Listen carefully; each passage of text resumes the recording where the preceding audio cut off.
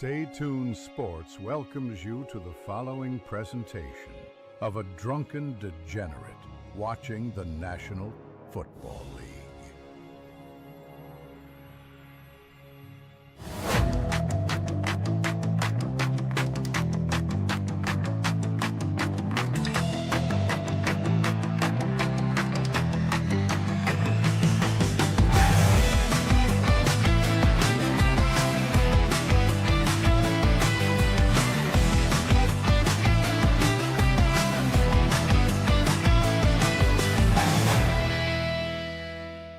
And welcome everybody to Stay Tuned Sports. It's your boy King hanging out with you here on this Monday night as we're getting ready to watch the Arizona Cardinals take on the Dallas Cowboys in a Southwestern showdown.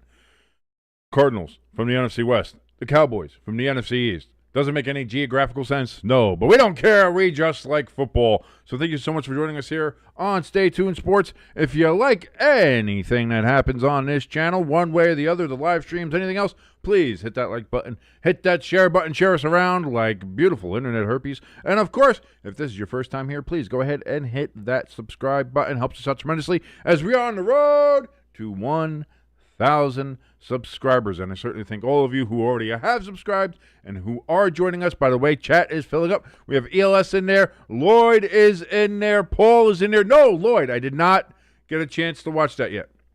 I was doing a lot of other stuff today. It is on the list. It is something I'm going to do. It seems like something I would like to watch. So I'm letting you know. I am not ignoring it. I actually have. It is. I'm a bit of a goofy movie buff, if you will. So I will be watching it. So hold your horses. I will get there. Paul says, Paul Wilson in the chat says, I have no dog in this fight. I only cheer against AFC teams. That's respectable. Hey, listen, sometimes you just want to stick around and watch some football. Let's see what happens. Do the Cardinals pull off something tonight? Jacoby Brissett is starting. Kyler Murray seems to be inactive for the night.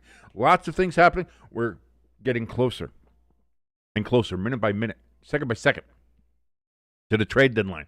More trades are happening. More trades are rumored. Are there any big names going to be happening? Any big names jumping around? Is Hendrickson going to get moved from Cincinnati? There's talk, but there's not talk. I don't know. We'll see. But lots of stuff happening. By the way, like I said, like, share, subscribe.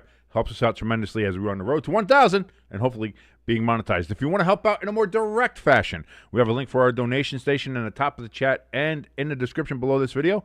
It's over at Buy Me a Coffee. You go click on over there. You donate anything you like. If you donate more than $110, you get your name in the ticker. Right now, the leader in the clubhouse is Pecan. He's donated $110, so you do more than that, you get your name in the ticker. But again, we appreciate and we love any amount of donation that you would feel like giving. Like that, the fact that you would actually think about giving us your hard-earned money is kind of insane. So I do thank you for that. Also, if you do want to go check out our merch store, link is out in the top of the chat and in the description below as well. And speaking of which,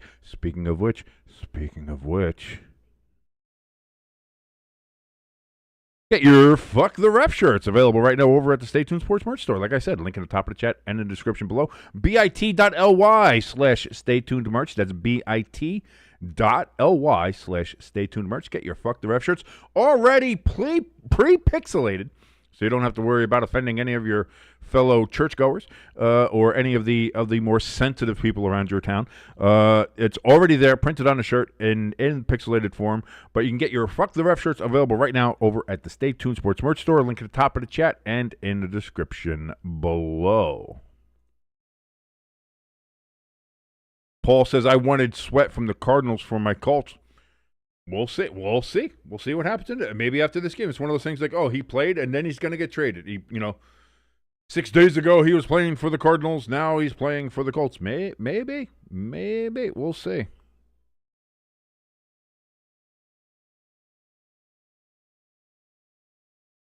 Paul in chat also saying that he thinks that the Cardinals are way tougher than their record. I agree. And again, I think with Jacoby Brissett playing is going to be this team seems to be offensively better run. They just kind of flow better. They have a better greased wheel, if you will, when Jacoby Brissett is back there, at least in the last couple games, than from when Kyler Murray is. Does that trend continue? Or is this where we kind of get that's why Jacoby Brissett's the backup? Now, again, I like Jacoby. I liked his time with Indianapolis. And, Paul, I'm sure you're aware of that. I liked his time where he bounced around. Like, he always seemed like he was good and could have been a starter in places if given, like, a real good, proper chance. And it just never happened for him. So, again, this is where I think it's a good chance. And, yeah, that's it. Just a couple games ago, Jacoby Brissett against the Colts played really well. And that Cardinals team was right there, shot for shot with the Cardinals. I mean, with the Colts. So, that's what I mean. That's why I'm giving the Cardinals a shot here. Like, everybody seems to be foregone here that it's going to be the Cowboys. And the Cowboys offense is no joke. Let's not pretend that it's not. But the Cowboys defense is a joke. Let's not pretend that it's not. So that's what I mean is I think this is an interesting game. I think I would probably go with the over on this one, just thinking about how maybe these two defenses are playing right now. And like I said, with Dallas's offense being what it is and with Jacoby Brissett in there, for the Cardinals, I think they'll be able to put some points up on this Dallas Cowboys defense. Let's see. Paul says Dallas wins at home. No, again, they gave Green Bay everything, and they ended up tying them. Should have maybe beat them back in Week 4. So I mean, we can talk about that. We can argue that back and forth or whatever. But at the end of the day, it did end up being a tie. Again, I think this game's going to be a lot more interesting than what people think it was going to be. Like, I think people thought. I think there's still a lot of, despite it being 30 years since they've been super relevant, I think it's still, there's a lot of power behind the star. And there's not a lot of power behind that little bird. I love that bird. It's a great logo. Modified about, 15 years ago now. I love that little bird. But it doesn't quite have the mystique or the aura around it that the star does. And so I think people still see the star and are like, yeah, no, the Cowboys maybe aren't that good and the Cardinals aren't that good, but if we're going against not good, I'm still going to pick the star. And it's like, I don't know. ELS giving us a little preview here saying that his Monday night trivia tonight is going to be a little different, and we're going to see why. I'm very interested to see how that happens.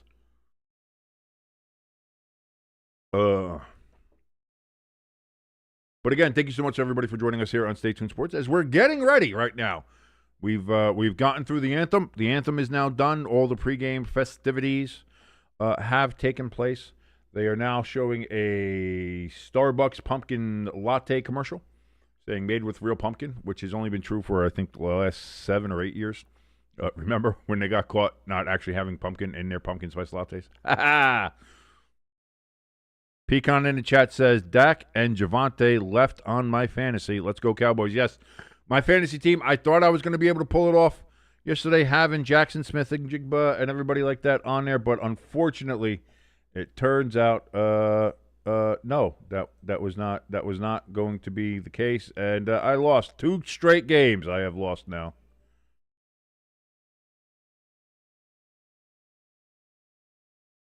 ESPN streaming being a little wonky right now. Hopefully that doesn't continue, but we'll see. We'll see what happens here. I have not learned that. I have not. I have not read The Children of Hearn. Again, the fact that I've read the Silmarillion, I think, is really good. And that was, boy, 20. Oh shit, more than that, 25 years ago. It was been a while since I've read the Silmarillion, but I did read it in my younger days. Cowboys get the ball first here, and they return it up to the 34, 35. That's Turpin, I believe, with the return.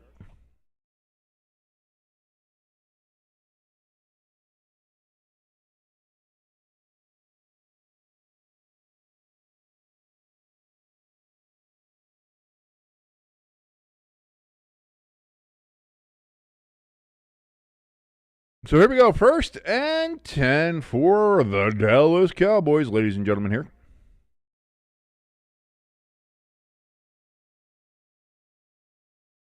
Hand off to Williams, and he's going to get 9 yards on 1st down. Javonte Williams gets it. And Pecan is super happy to see that. Get a 9-yard rush on 1st down. That's what he wants to see from his fantasy players. Lloyd says there's an audiobook on you. There's an audio you can there's a Silmarillion audiobook on YouTube, which I have listened to as I've gone to sleep. So I've used a lot of those ones for that. But I've a lot of H.P. Lovecraft too. CeeDee Lamb in motion. It's going to be another handoff here, and it's going to be another gain of about 6 or 7 yards. And in 2 plays, the Cowboys are now in Arizona territory. Cowboys wearing their 1976 America stripe on their helmet, the bicentennial stripe, as it was called back then. Now it's just, I guess a little bit for Veterans Day, I suppose, which is coming up on the 11th. Pecan says, "Yeah, here we go." Oh, dropped pass. Oh, right in the breadbasket, but could not hold on to it. Luke Schoonmaker. Schoonmaker or Schoonmaker? I'm gonna go Schoonmaker. Yeah, because it is. It's not. There's no or e or there. It's just a Schoonmaker. So his family comes from a long line of makers of scoons. You want to say schooner. Schooner sounds better, but I guess it's not. So 2nd and 10, Dak throws down the field. That's going to be caught, and that's going to be a 1st down. George Pickens, as the Cowboys get it all the way down now to the Arizona 33-yard line. Opening drive with this number 1 offense in the NFL, going kind of as expected, as we thought. The Cowboys offense is very, very good.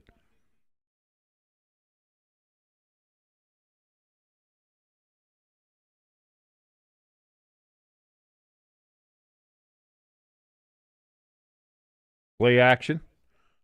Dak throws down the middle. It's going to be caught by CeeDee Lamb at the 20. He gets tackled down at the 18-yard line. Sorry. And that's another 1st down for the Cowboys. They are just making this look easy.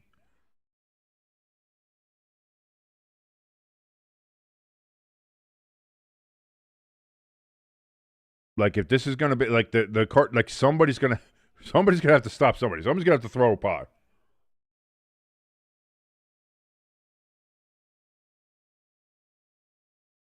Handoff to Williams, and Williams is going to get 11, almost 12 yards on the carry. He gets 11 yards, 1st down, 1st and goal for the Cowboys. So after they started off with Williams, started throwing a couple of passes, right back to Williams. And Williams, again, he's what has he got already? He's got 28 yards rushing already on 3 carries. 3 carries, 28 yards. Oh, Pecan is lathered up.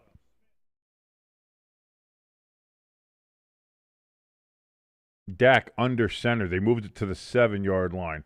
Handoff to Williams again, and he's going to get tackled back at the 10. Walter Nolan with the tackle for a loss. And it's going to be 2nd and goal back from the 10-yard line for the Cowboys. Pecan says, woo, woo!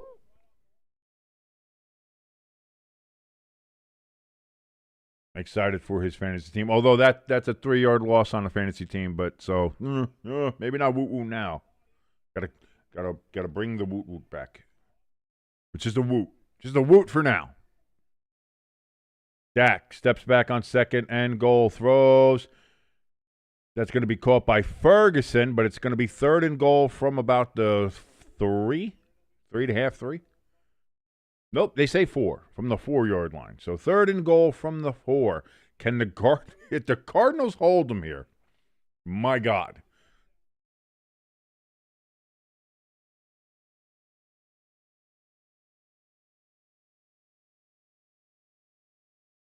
Well, here we go. 3rd and goal. Dak looks, throws, dropped. Ferguson with the drop, and that's going to make it 4th and goal from the 4. Do the Cowboys go for it? Do they go for it, or do they say, hey, you know what? Let's just take the points because we're going to have lots of points. Maybe. I don't know. We'll see. Nope. The Cowboys said, we're going for it, baby. So here we go. Here we go, as Dak would say. 4th and goal. Dak in shotgun. They snap it. He steps back. He looks, and he's going to get sacked. And the Cardinals hold him for no score on that impressive opening drive. And Dak gets sacked to end it. Oh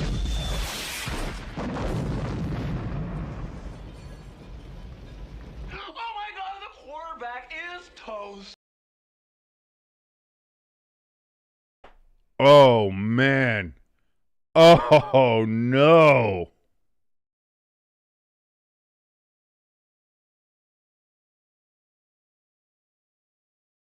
So the Cowboys look unbelievable going down the field. Oh, my God. Who's going to stop them?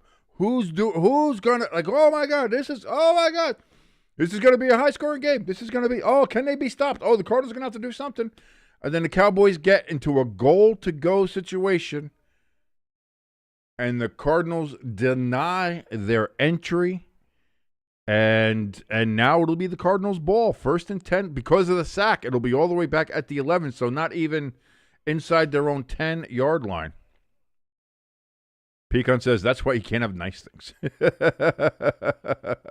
Irish, great to see you in the chat, brother. Thank you so much for joining us.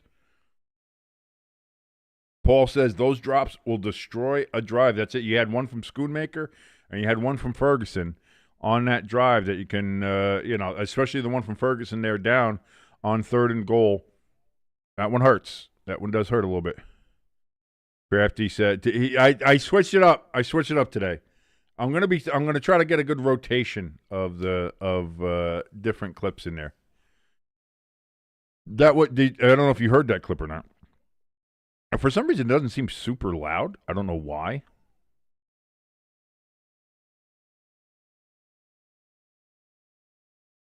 Let me try it again. Let's see. Oh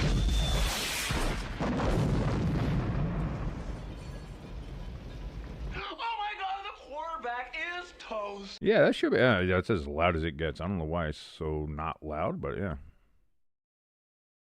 That's the clip for tonight. That's the clip from tonight. A little Die Hard clip there for everybody.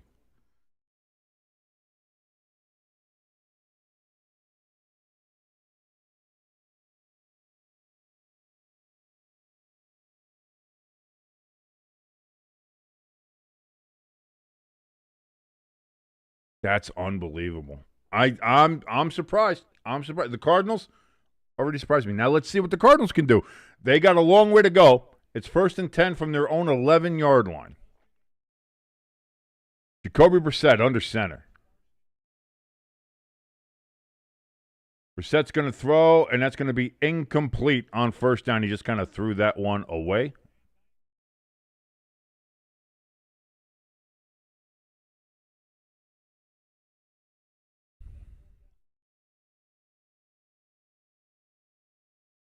Paul Wilson says it's definitely a Christmas movie. No debate. I agree. I do believe Die Hard is a absolute Christmas movie.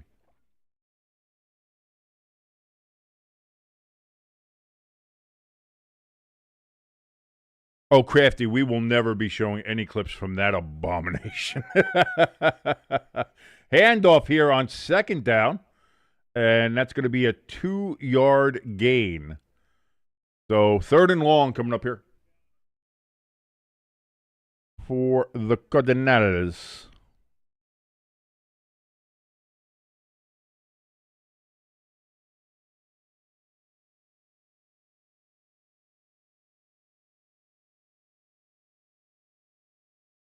Imari DiMercado with the carry there.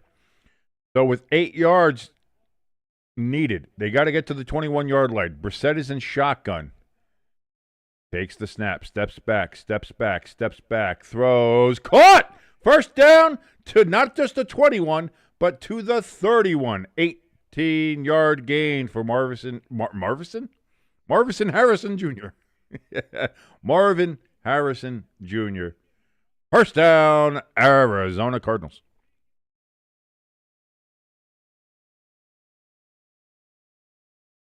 Which is, I feel like a grandpa to ELS on stuff. I'm only 6 years older than him. I have nieces and nephews, and I have a niece that's my oldest niece is 27. My youngest is just turned 13, and so I have a wide range of like nieces and nephews and stuff. And ELS makes me feel older than all of them. Incomplete pass on first down. 2nd and 10 upcoming. ELS truly does make me feel older than all of my nieces and nephews.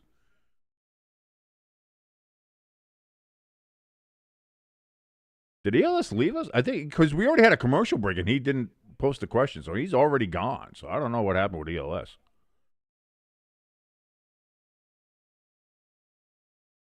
Paul says, "I will always pull for Marvin Harrison Jr." Yeah, you got. I mean, you got to pull for the kid. His father, obviously, legendary in Indianapolis. I remember watching him play there his entire career because I'm old. Brissett, play action. He's going to step up, avoids the pressure, throws down the field, incomplete. And that's going to be 13. Again, 2 passes just does seem to be a little bit too far over the head. Michael Wilson, the intended receiver on that play.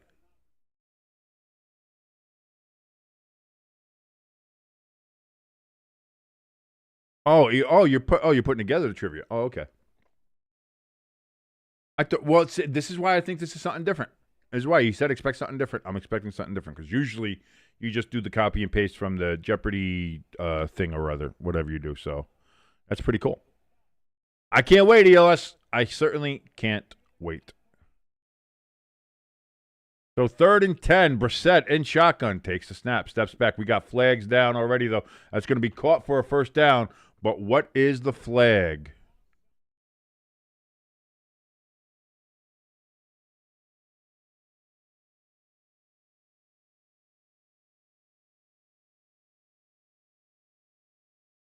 Offsides on Dallas. Penalty is declined, and that's going to be a first down on a 15-yard pass. So the Cardinals, again, facing 3rd and long on 2 straight of these down series and convert. 3rd and 8 and 3rd and 10, and Marvin Harrison Jr. gets it there again. So he gets it down to the 46, 1st and 10 here for the Cardinals.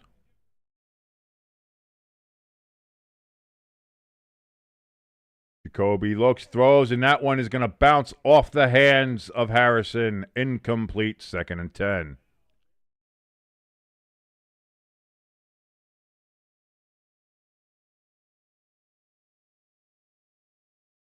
Paul says, I'm still waiting for the Billy Madison trivia catalog. Want to touch the hiney?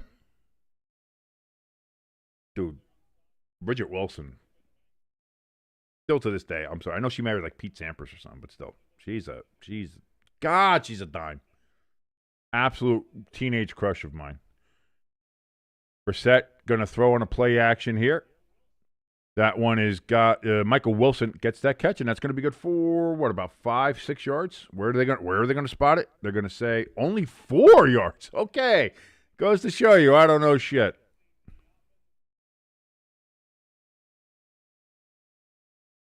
Available right now at the Stay Tuned Sports merch store. Fuck the Ref shirts and hoodie and t-shirt form. bit.ly/Stay Tuned merch. Link in the top of the chat and in the description. Football Kid in the chat says, let's go Cardinal! Bad Cowboy!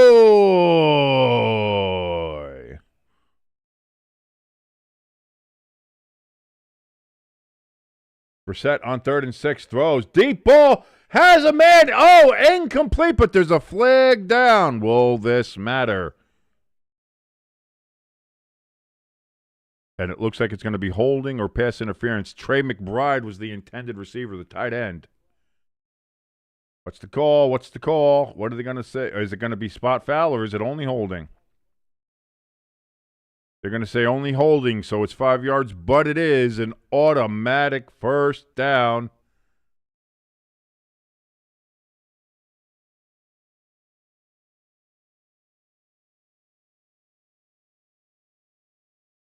Yeah, I miss Norm. Norm McDonald was awesome.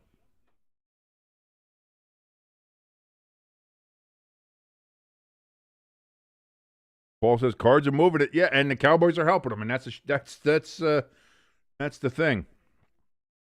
And that pass was right on McBride too. I mean, he should have come down with it anyway. Again, the Cardinals are having some problems here with a couple of drop passes that Brissett is giving them. Here's a handoff. And that one's going to be good for 2 yards-ish. Bam Knight, which, by the way, great name for a running back, even though he's just a little guy there. Bam! Bam Knight. That's a great name. It's a great name. Great running back name. Why am I so... Let me lower this back down again. There we go. I was going to say, there's a lot of... Too much headroom there. Oh, Richard... That is correct. 2nd and 8. Brissett under center. Takes the snap. It's going to be a handoff to Bam again, and Bam's going to get it down to the 40 of the Cowboys. Again, just a gain of about 2 yards.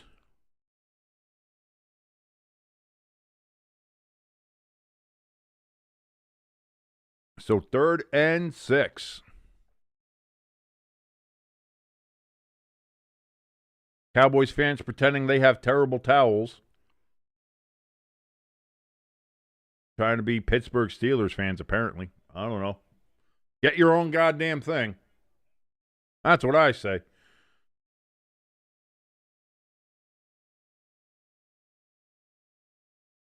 Brissett takes the snap on 3rd and 6. Looks, throws. It's going to be caught, and it's going to be a first down for the Cardinals.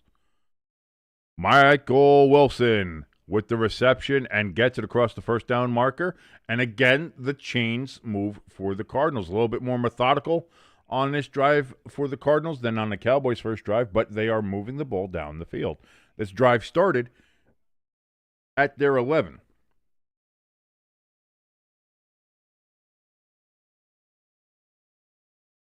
Paul says, and they're eating up clock, and that's what Jacoby does. Very underrated part of the game. And that's the other thing, too.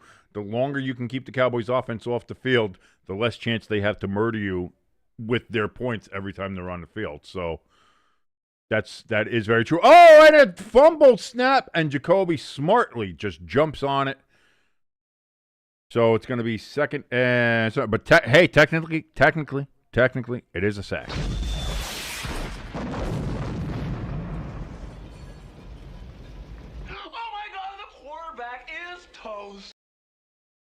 Yes, John Candy was in Spaceballs ELS.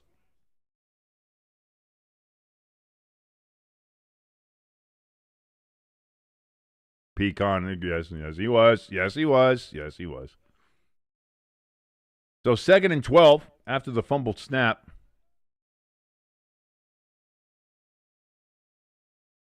Brissett takes the snap, surveys, looks. That's going to be caught. Elijah Higgins, the tight end, he catches that, and it's going to be 3rd and manageable. 3rd and 6 upcoming again. Is it 3rd and 6 again? No, that can't be. 3rd and 5.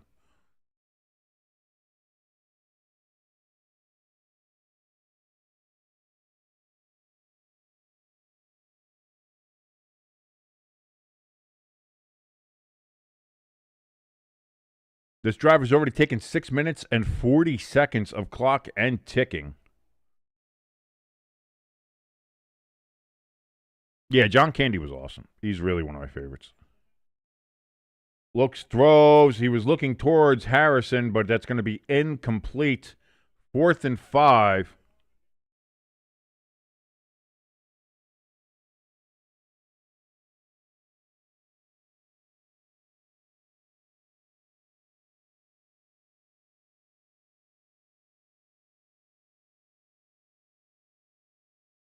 You're not sure why this is acting all wonky. This thing was acting real wonky on me. We're acting real wonky on me.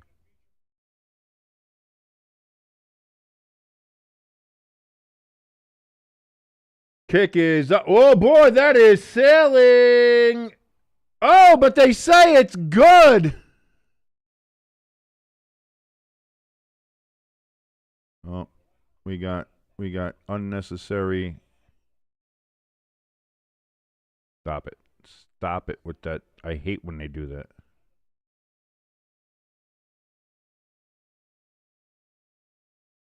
They say it was good. That looked like that was bad, but if you're the Cardinals, you'll take it. 3-0 lead.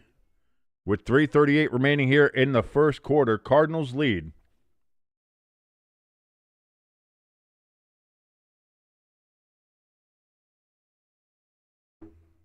ELS in the chat says, King, are you ready to know what the trivia is today? Let us know. We're at commercial. We got to know, ELS. What is the trivia for this Monday night matchup between the Cardinals and the Cowboys? Today's trivia is Indoor Football League. So everybody will be learning about the IFL. So we're going to get every question wrong because none of us know what the hell is going on with the IFL. You're the only person that knows that. But you can do that.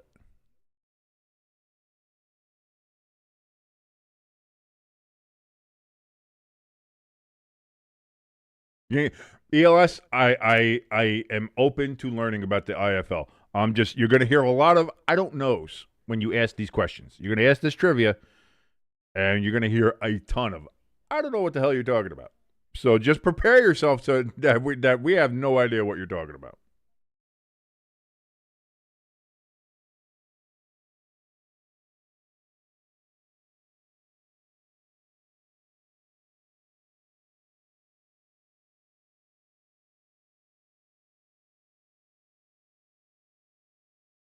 Paul says, I can't even name a team. The only one I know is the Green Bay Blizzard because of ELS. ELS's first question about the IFL is true or false? There once was an IFL team in Chicago. There was once an IFL team in Chicago. I'll say yes, but I bet you they played at the, the Rosemont Horizon? Out there on the outskirts there in Rosemont, Illinois. I bet you that's where they played because they certainly didn't play at the United Center. So I'll say they called themselves the Chicago whatevers, but they played at the Rosemont Horizon there. Boyd says, my niece is 6 years old. She was 5 when I introduced her to Uncle Buck. Dude, Uncle Buck is one of my absolute favorite movies. 1,000%. Especially his monologue to that school principal, the old lady, like that is by far one of my favorite. And to be fair, I feel like I've kind of become the Uncle Buck of my family. Paul says, is this the same as Arena Football? It is Arena Football, but it's not the Arena Football League. It's a different league. It is the Indoor Football League. Cowboys are going to return that. Turpin's only going to get it to the 24-yard line. And that is where the Cowboys are going to start on this drive. And the answer was yes. They were called the Chicago Slaughter. But did they play at the United Center or did they play at Rosemont? I think is it Rosemont? It's something like that.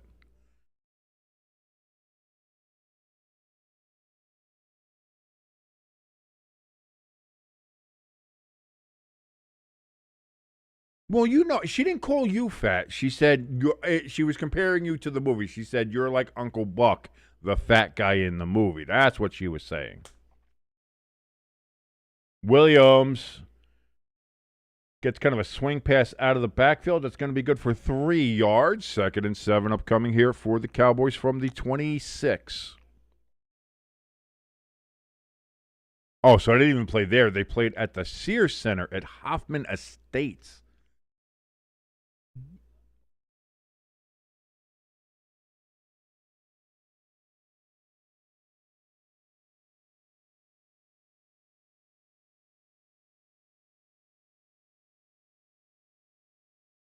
Dak on 2nd and 7 throws over the middle. Dropped by Turpin.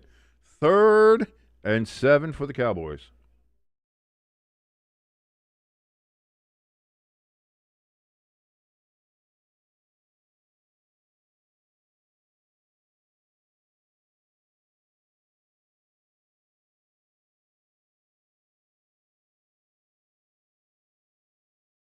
Oh, it is called the Now Arena. It was called the Sears Center Arena from 26 to 2020. From 2006 to 2020, sorry. Dak on 3rd and 7 looks, throws. He's going to complete that to CeeDee Lamb down to the 40-yard line. But we got ourselves a flag, ladies and gentlemen. We got ourselves a flag. Who doesn't love that movie, Lloyd? That is a great movie. For kids, for us as adults now, like that movie, I love that movie as a kid, and I love that movie now as an adult, holding on the Cowboys' 10-yard penalty. So what was a first down is indeed not a first down, and the Cowboys are going to have to move back, and it's now 3rd and 17 for the Cowboys.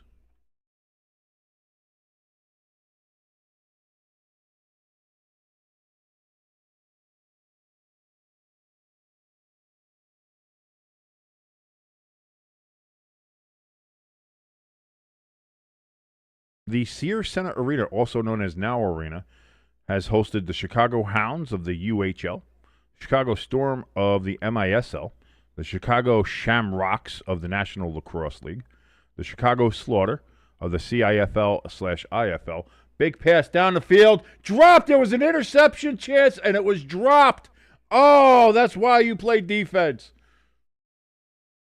Sweat got into the backfield, forced a short throw, and then dropped by the Cardinals. It's going to be 4th and 17 here.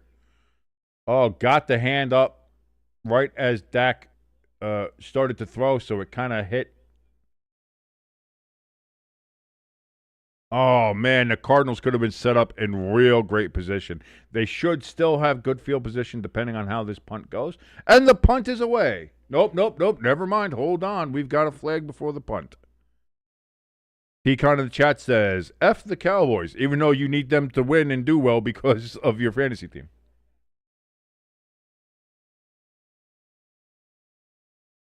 Oh, offside, so now it's 4th and 22. Oh, wait. Oh, no, I mentioned her. There she, I did the 22, so she has to appear. And almost getting in for a punt block. And the Cardinals are going to get the ball inside Cowboys territory. It's going to be at about the 48, 47-yard line of the Cowboys. And that's where the Cardinals will start their second drive with a chance to really take early control of this game in Dallas. The Cardinals 3, the Cowboys nothing. Who else? The Chicago Bliss also played there. That was from the Lingerie Football League. Great league, by the way. Not just because there was ass cheeks hanging out and they were playing in lingerie, but those girls hit the ever-loving shit out of each other. Like, that was legitimately, like, bone-crunching football in panties. It's the weirdest juxtaposition. It really was.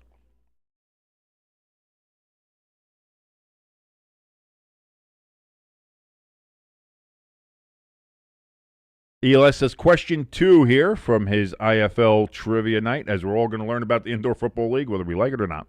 Was there an IFL team in Alaska? True or false? Yeah, that's something that you would say is false, just simply because of the travel cost would clearly be a lot, especially for such a low income league as that was. But I'm going to say true, because it seems like something somebody would do and then realize, whoa, what a financial burden and terrible idea this was. So I'll say true. Yeah, that was my thought too, Paul. But then my thought also is, if you're buying an indoor football league team, you maybe don't have the best financial decision-making skills. So maybe it's like, hey, I'll make it work. I can make it work. And you don't make it work, and then you lose all your money. And the answer is indeed true. They were called the Alaska Wild. Told you. I told y'all. Told y'all, y'all. Let's see. Let me see if I can find something on the Alaska Wild here.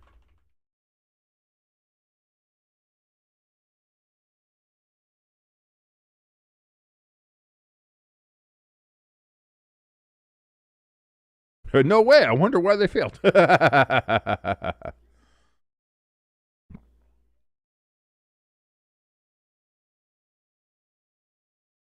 They played from 2007 to 2010 in the Intense Conference.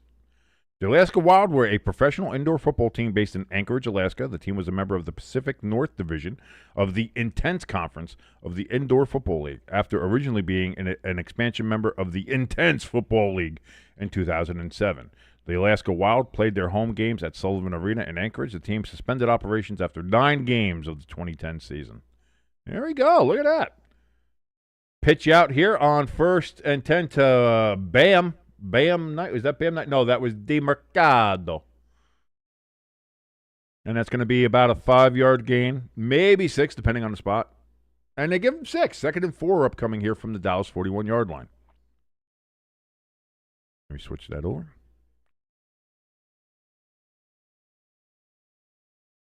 That was the Albany one. That was the Albany Empire, I think it was.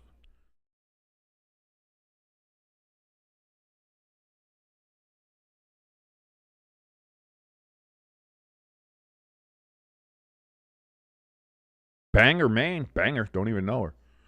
Brissett, play action, and then he's going to get murdered back at the 49-yard line of his own. Big loss on that sack. Oh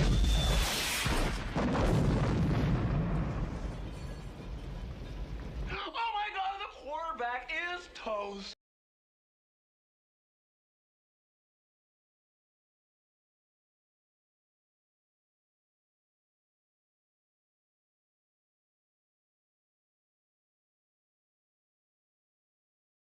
So now it's all the way back from, it was 2nd and 4. That's a 10-yard sack. 3rd and 14 now for the Cardinals. Back at their own 49-yard line. Brissett steps back. Looks, throws. That's going to be caught by Harrison, and a 1st down. The Cardinals keep the chains moving on 3rd and 14. This team apparently just loves 3rd and long, and that looks like that's going to be the last play of the first quarter. And with that, down at the Dallas Cowboys 31-yard line, that is where the Cardinals will start the 2nd quarter. After 1 at AT&T Stadium in Dallas, the Arizona Cardinals 3, the Dallas Cowboys nothing, and the Cardinals are moving the ball.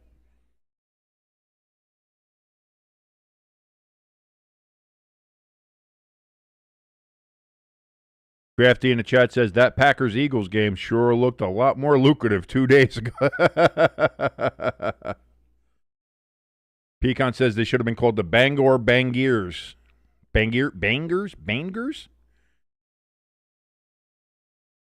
I missed the minor league hockey team that used to be it was the Canadian junior hockey team it was part of the Quebec Major Junior Hockey League, and they were called the Lewiston Maniacs.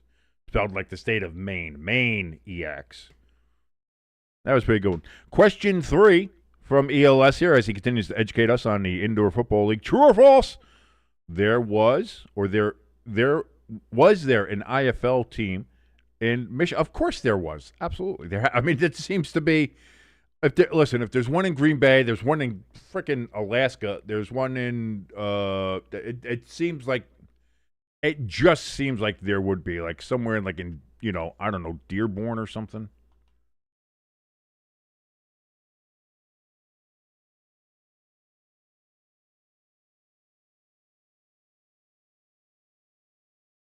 Pecan says true.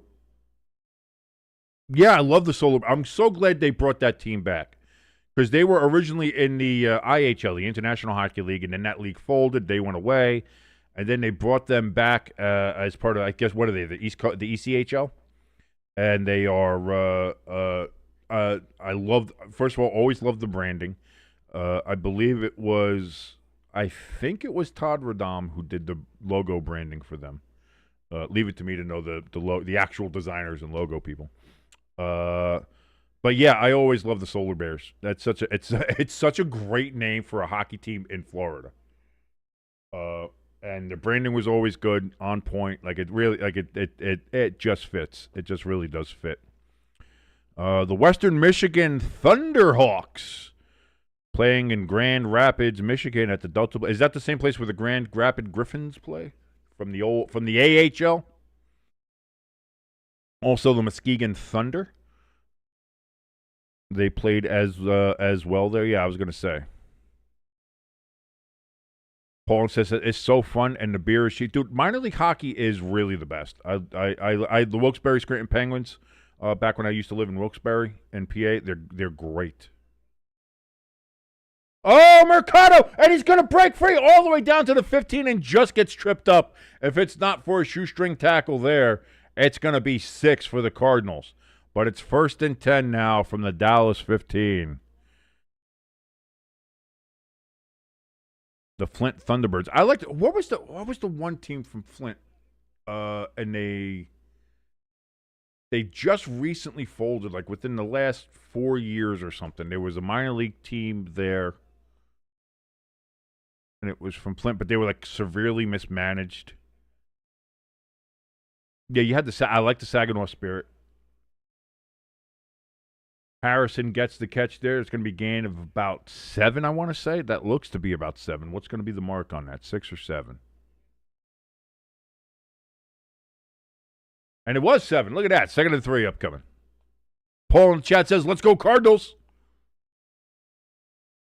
I mean, I'm a New York Giants fan, so I don't know if you can, I'm trying to be very neutral here. I'm just wondering if you can guess where maybe if I was to have a particular lean, which way it would be.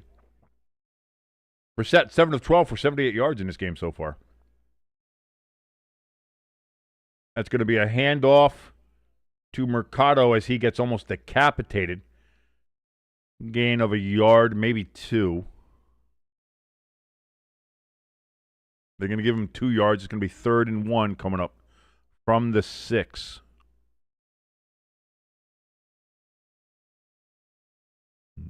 Pecan says away teams play good in Jerry Dome. Well, Paul said that Dallas just wins at home. So which is it? Is it away teams play good there, or is it Dallas wins at home? I don't know. Knight, he's going to get 2 yards when all he needed was 1. 1st and goal from the 4. As the Cowboys defense celebrates because they got a 1st and goal now. I mean, that's I don't know. I don't know about that team.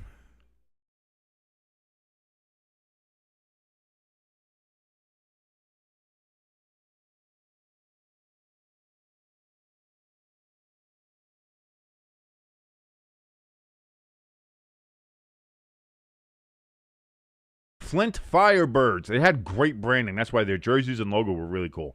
That's who it was, the Flint Firebirds. Brissett, play action, throws, caught, touchdown, Harrison, touchdown, Cardinals.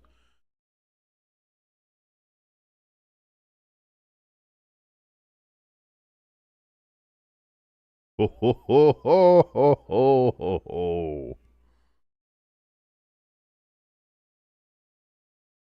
Is it? Is it?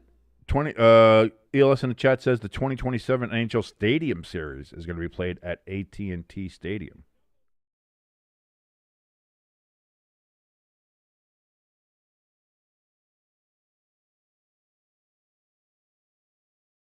I thought they had folded because I knew there was like a big problem with them. Kick is up, and it is good, and it is a 10-0 lead for the Arizona Cardinals. Right now, 12-17 remaining in the second quarter in Dallas. Dallas is going to get the ball back. Let's see if they can start chewing into this lead. Crafty says Dallas is making Brissett look like Brady so far. Listen, like I said, I think this Cardinals team with Brissett under center plays so much better and has a better flow than with Kyler Murray back there. He does. Paul says, touchdown Harrison. I'm having flashbacks. Oh, I'm going back. It's a bad acid trip. Oh, man.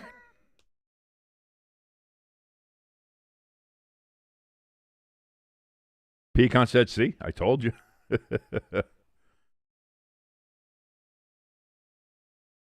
ELS with question 4, and this is now going to switch it up to Indoor Football League conferences.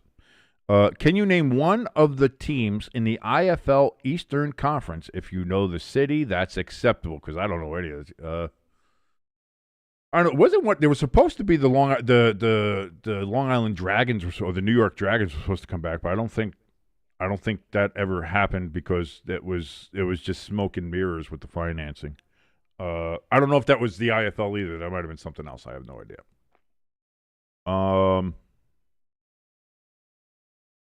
I'll say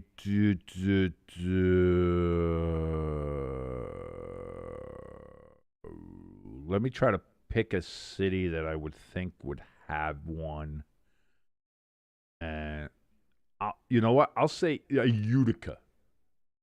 Utica, New York. That sounds like a real IFL kind of strong bed, like a real base of strength for indoor football. Paul Wilson says, other than Stafford, Jacoby was the toughest quarterback we faced for the Colts this year. I was going to say, he really did play well against the Colts. To be fair, Bo Nix and the Broncos played well against the Colts too. If it wasn't for the leverage call, on that field goal attempt to end the game, the Broncos would have won that game. The Colts would be sitting at 6-3. Dude, he stole Bland's ankles. Look at that move. Oh, look at CeeDee Lamb just like, ooh, boy.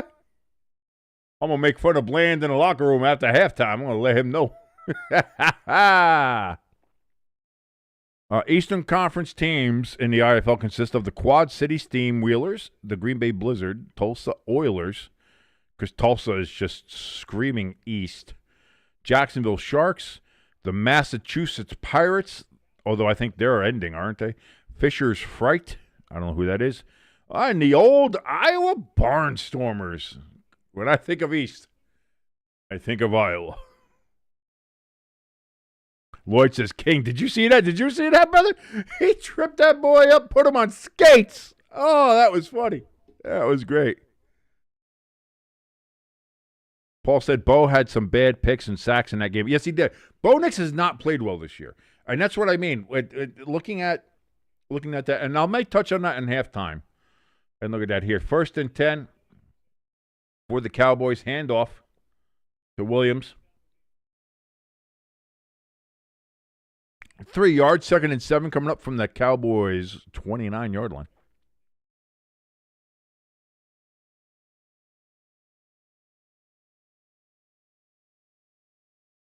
ELS says, please remember these team names. You'll find out why. Why do you sound like Jigsaw, ELS, in some of these things? It's like, you better remember these indoor football league names. Otherwise, you die. You want to play a game? George Pickens catches that, and that's going to be good enough for our first down.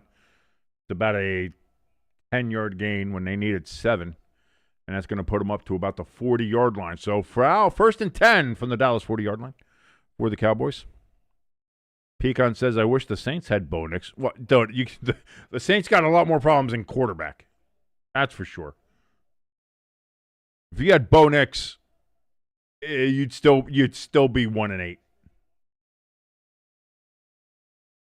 You still would have beaten the Giants. Don't get me wrong.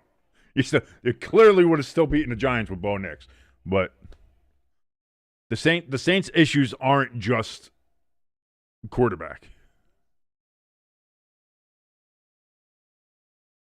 Oh, Paul said, you were at that Cardinals Colts game in Indy? Dude, that had to be a fun one. That had to be an absolute fun one. Oh, were you at that game or were you at the Broncos game? Either one would have been a blast to have been at.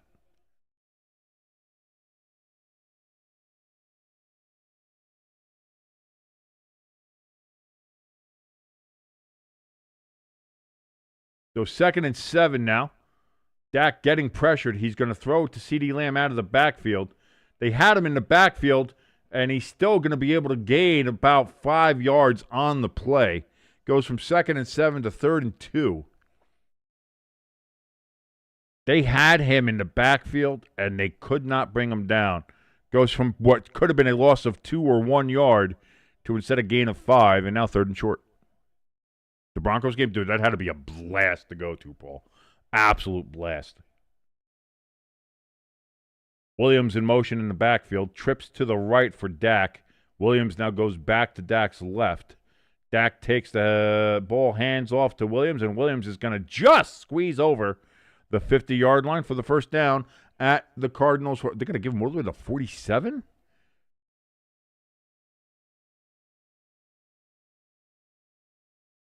That seems like an extra 2 yards on that. I don't know what that's about. bit.ly/stay tuned merch. Link in the top of the chat and in the description below. Fuck the refs.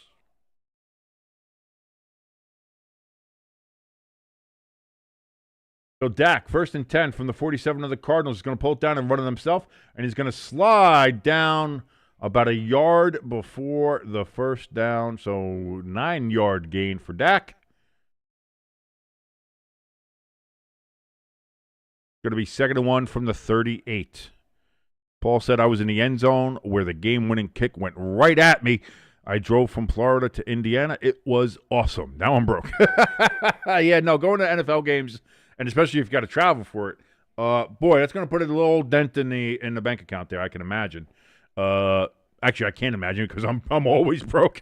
I have 17 cents. Oh, Dak, big ball down the field, looking for Lamb, incomplete. 3rd and 1. Cowboys said, let's go ahead and take a shot there on 2nd and short to see if we can get a big play, and did not work.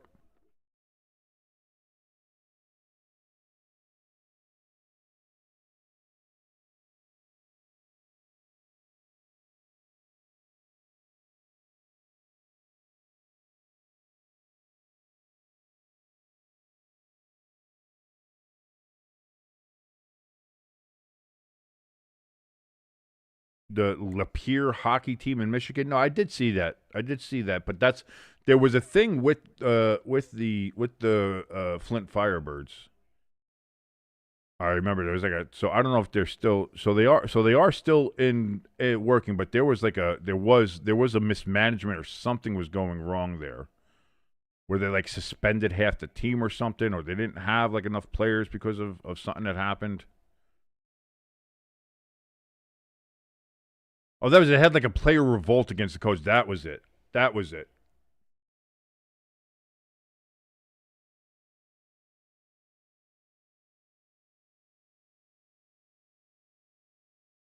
Hi, hamster. How are you?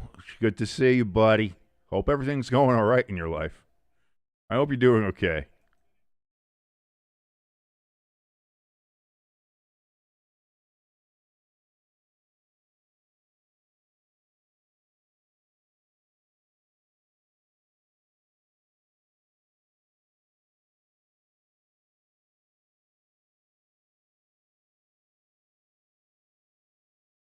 Second down. Did Pickens catch that? Well, we got a flag down.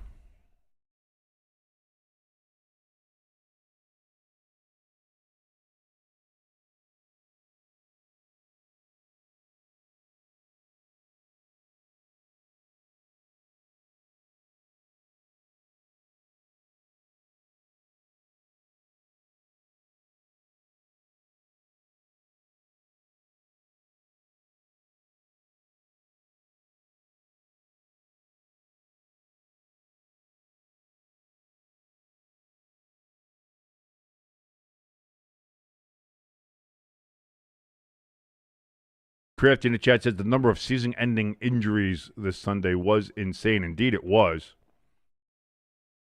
By the way, that was a holding call against the Cowboys. 2nd and 17 now. Oh, Dak escapes the pressure, rolls to his right, throws down the field. Way too high for Pickens to get. 3rd and 17 coming up.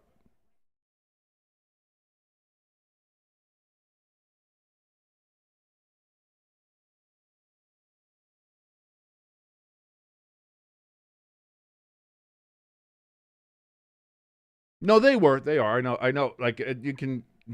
He's not the cleverest of men. So we don't. An ELS, if you see something like that, but before you do, if I do something, let me do it. I don't want you jumping on that. I only want you banning the bots, ELS. You do the bots, I'll look out for other guy. So 3rd and 17 now. Dak steps back, looks, throws. He's gonna get that to Ferguson. Ferguson's gonna fumble the ball. And the Cardinals get it. Oh, no. Disaster for the Cowboys. Oh, no. Crafty in the chat just goes, whoa. And that, dude, what a disaster. He was not going to get the first down anyway. He was going to get tackled. But, oh, my God. Disaster class for the Cowboys, as you see Jerry in the box there with Stephen A. Smith. And how much do you bet Stephen A. just wants to get up and start just laughing in Jerry's face? He's not. He's acting properly with decorum for once. But Paul in the chat goes, yes! ELS laughing his ass off in there. Pecan goes, oh, no, dude. Wow. So now the Cardinals on their own 24-yard line have 1st and 10, and they've got a chance to really break this game open. Pepper Jack. Cowboys fumbled. Who picked it? You picked the Cowboys, didn't you? Guess who picked the Cardinals? This guy, baby. Guess who picked the Cardinals? This guy, baby. I love you, Pepper Jack. Question number 5 here from ELS as our IFL education continues. Can you name one of the teams in the IFL Western Conference? If you know the city, that is acceptable. Well, we know it's not Alaska. I would have said Anchorage, but we know that's not the case. Crafty says, I always enjoy the close-up of Jerry's face after the cowgirls screw up. What was the deal? Like, he has his watch all the way off his head. He's, like, chewing his watch. Like, that was weird. Right? Like, I'm not the only one who saw that. He's just sitting there like, I guess maybe watching that, you know. It's either chewing on that or another extremely salted-up Egg McMuffin. I don't know.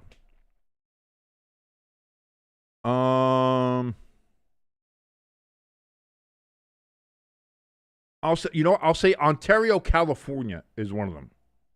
ELS, because I know the Ontario Reign play out there in the AHL, and it just seems like something that would be. So I'll say Ontario, California is one of the cities.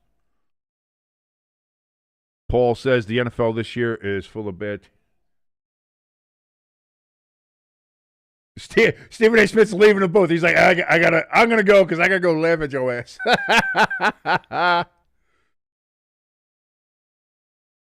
The Crafty in the chat says, yeah, Stephen A. Smith is leaving. He's like, before I start laughing in your old ass face, I got to go and get out of here. First down for the Cardinals, no gain on that particular running attempt. ELS in the chat giving us the answers. By the way, the Western Conference team is in the IFL are the Bay Area Panthers, the Vegas Nighthawks, San Diego Strike Force, Arizona Rattlers, the good old Arizona Rattlers, Tucson Sugar Skulls, San Antonio Gunslingers, that's the old CFL team name, and the Northern Arizona Wranglers. That's an old USFL team name. Brissett throws over the middle. That's going to be caught by McBride, and that's going to be a first down for the Cardinals down at the 34.5-yard line, close to the 35. First down, Arizona. Pecan said Phoenix and the Arizona Rattlers. Yeah, the Arizona Rattlers is correct. I would say, yeah. So 3 teams in Arizona, huh? Tucson, Northern Arizona, which would be what? I don't even know what city's up there. And then you'd have the Phoenix area there. Please remember these teams. I know, punishment on death. I get it, ELS. Throws incomplete. He was trying to get to McBride again. And falls incomplete.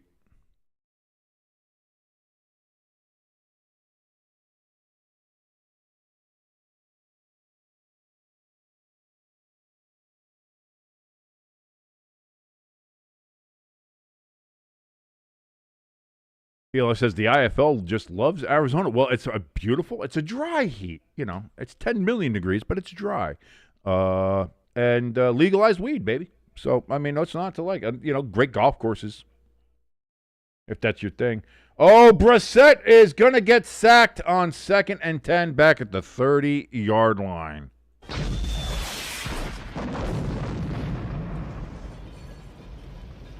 my God, the quarterback is toast.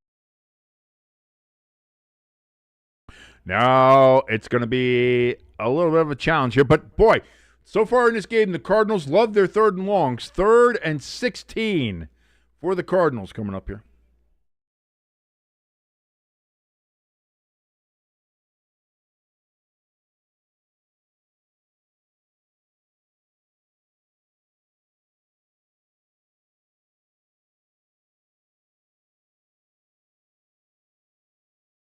Flagstaff. That's what I was thinking. Oh, we got a flag down. We got a flag. It is completed to McBride. He's going to get it up to the 36-yard line, but let's see what this flag is.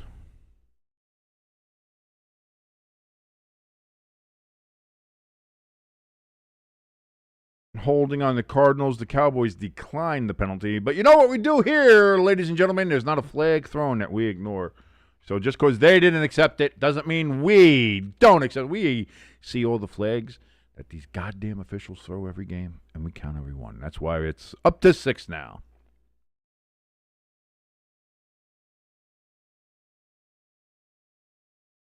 Crafty using the emojis to say, too bad your ass got sacked.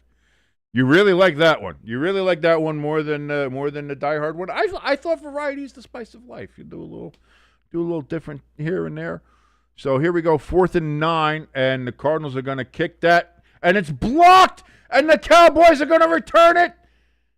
They cover it in the end zone, touchdown, Cowboys. So disaster class for the Cowboys now turns into a disaster class for the Cardinals, and the Cowboys get a special teams touchdown, and they will cut this to a 4-point lead for the Cardinals with an extra point.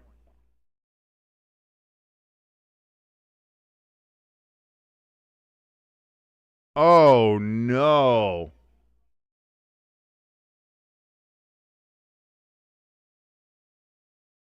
Yeah.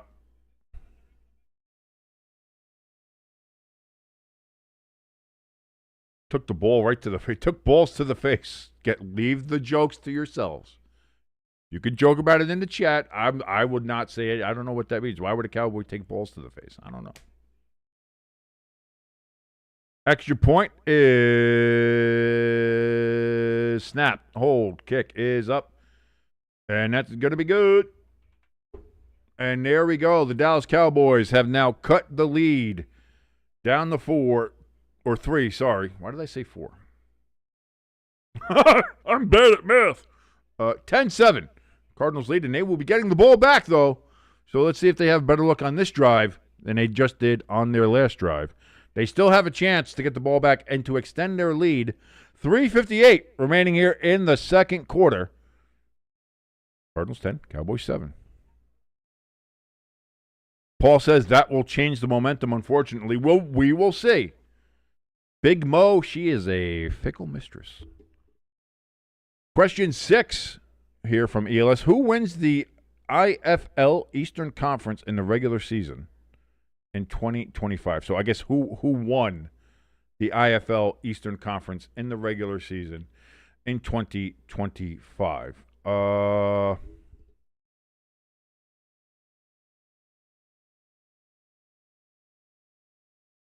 I don't know. Wait, didn't you? You went on the road earlier, didn't you?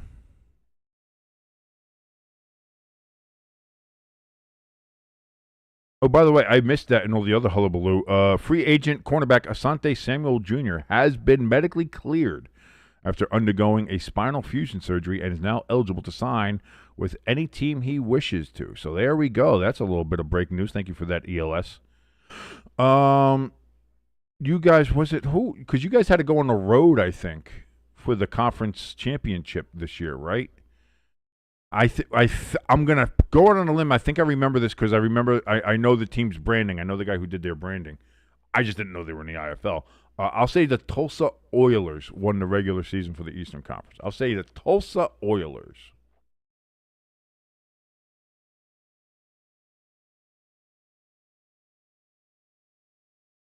Paul in the chat says the Cowboys get the ball first in the second half, I think. So the Cardinals have to score on this drive. No, the Cowboys got the ball first in the first half.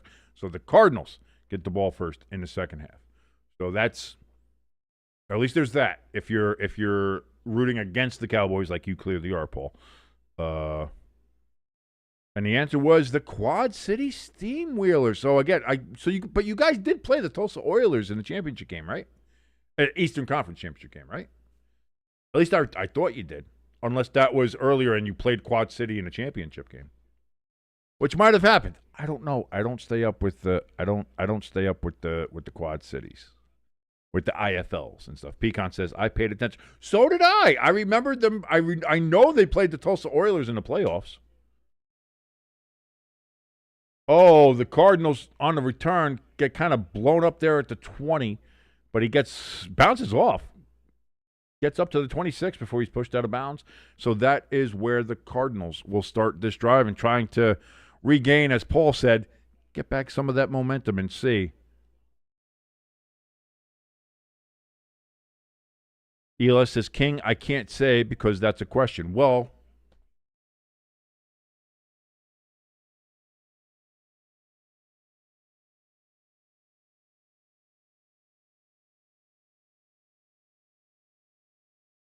here we go. 1st and 10 for the Cardinals.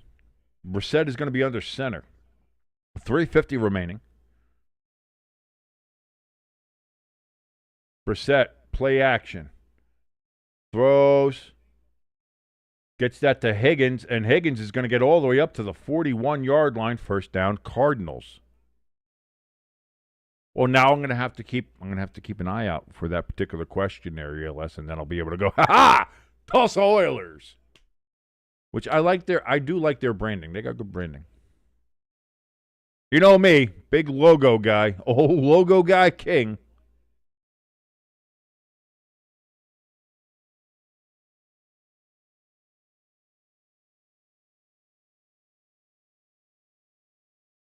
McBride on the sidelines. I've just got to look at him. Brissett, play action again. Looks, throws down the field. That's going to be caught. Harrison with the catch. He climbed the ladder, and he got it. And that's another 1st down.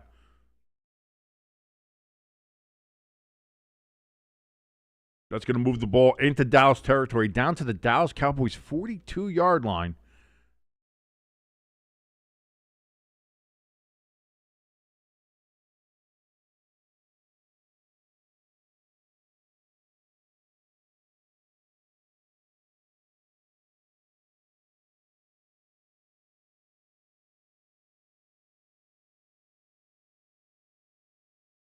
Harrison with 80 yards receiving already. Brissett had time. He checks it all the way down to Higgins. Higgins bounces off a couple of tackles, gets it down to the 35-yard line. He's going to be 2.5 yards short of the 1st down.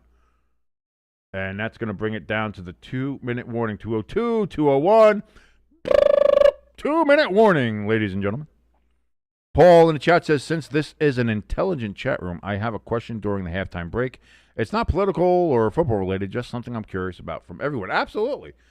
again, we do try to stick away from all the politics and stuff like that. But as long, yeah, I enjoy some thought provoking questions from you guys in the chat there, and really anything. I've actually been thinking about, because I've seen a lot of the other YouTubers and people do this as well, and so I thought, like, hey, it's not a bad idea, kind of do a little copy and paste, as it were. But doing like a Q&A session, like on a Friday night or something, or just like one of these off nights when there's not a game, maybe doing like just like an hour or so Q&A session where we, can ask football questions, what we think about things. You guys can bring up some of these other questions in the chat, do things like that. And I like the idea. So again, seeing this from you guys in the chat is kind of making me think more of like, maybe I should put that together. So maybe, I don't know if it'll be this week. Maybe it'll be this week. Maybe I'll start next week. We'll see. But I mean, what would you guys think about that? About, having like a live, like a little, Q&A kind of just talk along stream. And we can see how we do that. By the way, question 7 from ELS here. Who won the IFL Western Conference in the regular season for 2025? I'll go with the team that played that your team, the Green Bay Blizzard, played in the championship. The Las Vegas Stripper Hawks, whatever the hell their name is. Las Vegas Nighthawks. That's it. Paul says he'd be down for that. I'd imagine. I mean, because we've seen. I mean, listen, me, Lloyd, and half the other people in here. We went on a whole Silmarillion and Lord of the Rings tangent, and we can talk. I mean, and that's what I mean. It could be anything from movies. It could be anything from that. I enjoyed that. I think there's a good back and forth there.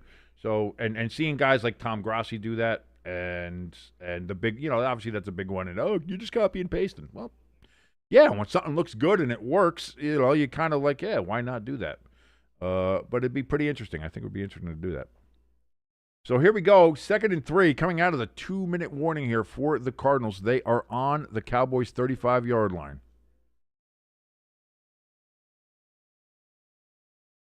Paul says Arizona. That gives me. I got 3. I got 3 options. That's going to be a handoff tonight, and that's no gain. Stopped right at the line of scrimmage by Fowler. 3rd and 3 upcoming. The answer was indeed the Bay Arena or Bay Area?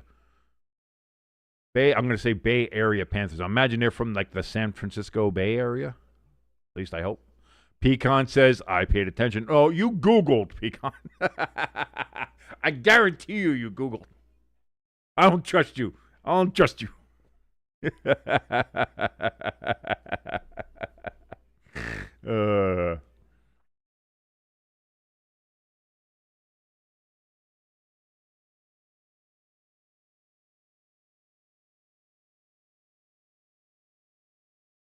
But I heard one of those silly videos start on here. I hate when they do that.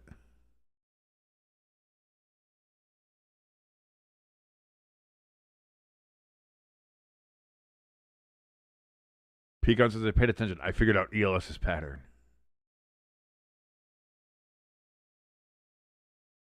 Crafty in the chat. His question. Dude, see, this is what I mean. This would be a good question answer session. Brissett on 3rd and 3. Gets it out wide. And it's going to be tonight, and he's going to get the first down.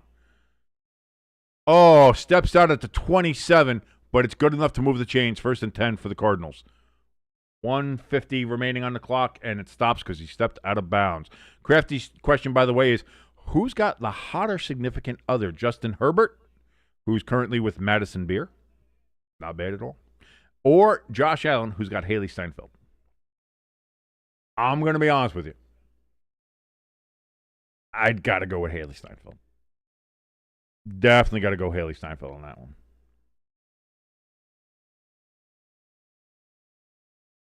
Brissett dumps it down the night again, and he again gets a first down to the 15-yard line.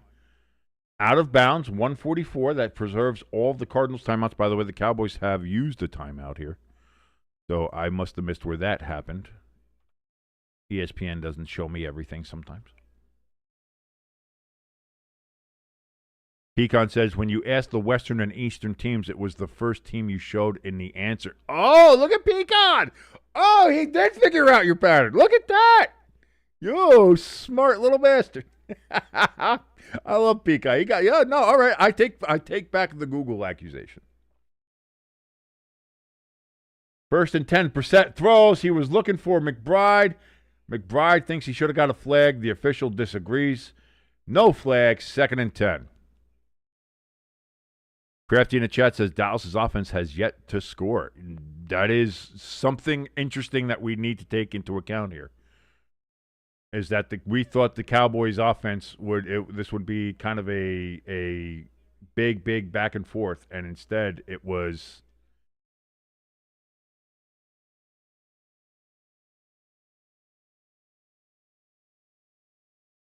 Well, 2nd and 10.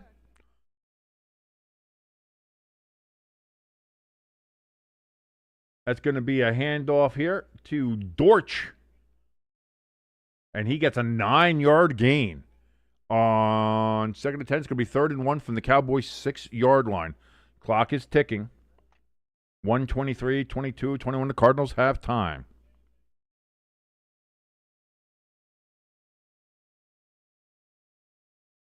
But yeah, no, it's Crafty to that particular Q&A question.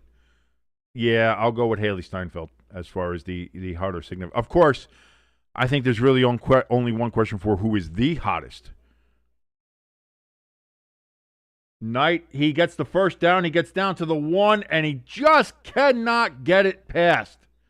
The ref's going to mark him, again, like a half a yard back from where I think he actually was.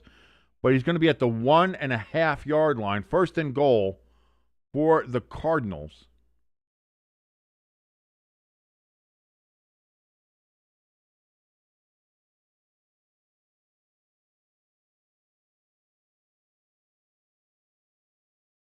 And the Cowboys take their 2nd time out. So the Cowboys trying to stop the clock, trying to see if they can keep some time on their side to maybe, if the Cardinals score here, or if the Cowboys stop them, to go ahead and go down the field and maybe get a score of their own.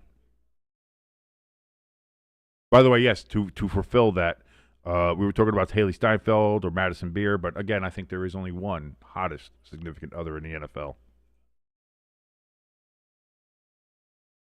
Come on. You knew that was coming. You knew that was coming. You knew it was coming. Crafty says, any trade predictions? I mean, we've had a lot of big trades already. It feels like 1st and goal, handoff, and that's going to be a gain of half a yard.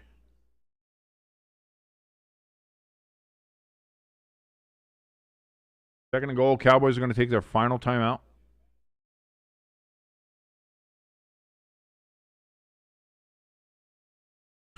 I would say Trey Hendrickson. I would want to say that, but again, the Bengals are not moving off their number 1 request, their first round pick request, and I don't know if that's going to be too high of a mark for them. I think we might be able to see maybe some backup quarterbacks moving. Maybe we'd see something like that. I mean, I think we're going to see maybe some significant moves. I don't know if we're going to see anything really big. Brissett, he's going to keep it himself, and he's going to get in there, and that is a Cardinals touchdown. So the Cowboys get right back into the game on a punt block, which was recovered for a touchdown, and then the Cardinals take their next possession, go right down the field, and get a touchdown on the drive and eat up the rest of the clock in the second quarter.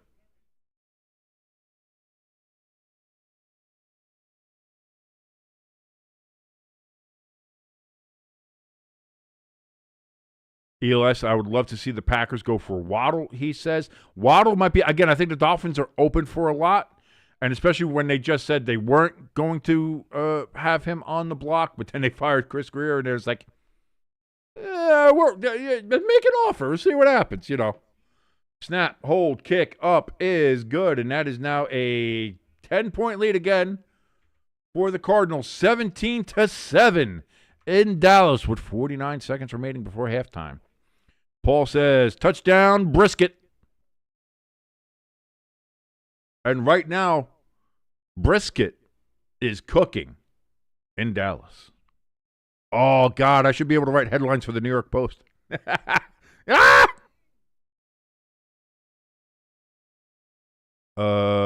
Paul in the chat says Trey is also hurt, so there's no way they're going to get a first. Yeah, but it's Mike Brown and the Bengals, so. Crafty says, will the Raiders offload? That was the whole thing, is like, would they trade Max Crosby? And it seems like that's not going to happen. But again, until we reach, what is it? Is it noon or 4 o'clock Eastern tomorrow that the trade deadline officially ends? Either way, I think it's 4 p.m. Eastern. Until that clock hits 4:01 and all the faxes and everything else has been sent in and all the paperwork is done, I would never say never. I'd never say never in this league. But I don't know if the Raiders are going to move Max Crosby. Might they get a quarterback? Might they try to see if they can get somebody? I don't think they're going to go for like Kirk Cousins. I think the season's already gone for that for them. So that's the other thing too, is like for the Raiders, I don't think they would trade for a quarterback. It would be more about offloading than picking up anybody. And I don't think they have anybody to really offload other than Max Crosby. But it seems like that they want to keep him and they want to try to build something there. I just don't know if they can do that with Geno, because that's not working right now.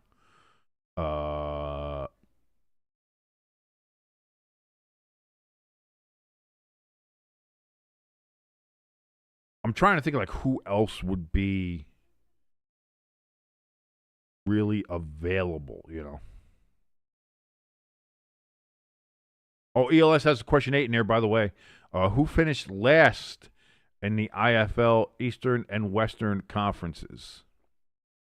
Pecan says Northern Arizona and Tulsa. Well, it can't be Tulsa because they played them in the playoffs. Oh, does everybody in the IFL make the playoffs? I don't think so. So I don't think it could be Tulsa.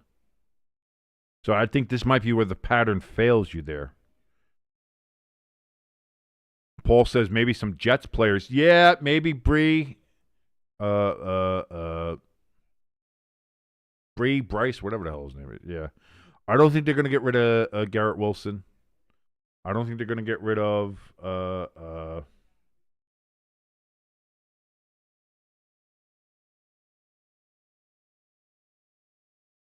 they might. I mean, yeah, I think the Jets are in areas to offload. The Giants might look at maybe, I don't know who we have left to get rid of, but maybe Kayvon Thibodeau.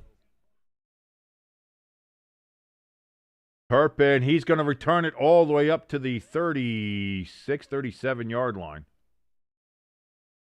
So 41 seconds left. Cowboys have it.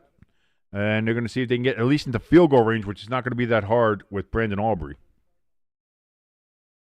Yeah, I don't know if the Titans are done yet. I don't know if maybe the Saints, they're looking to maybe offload some people as well.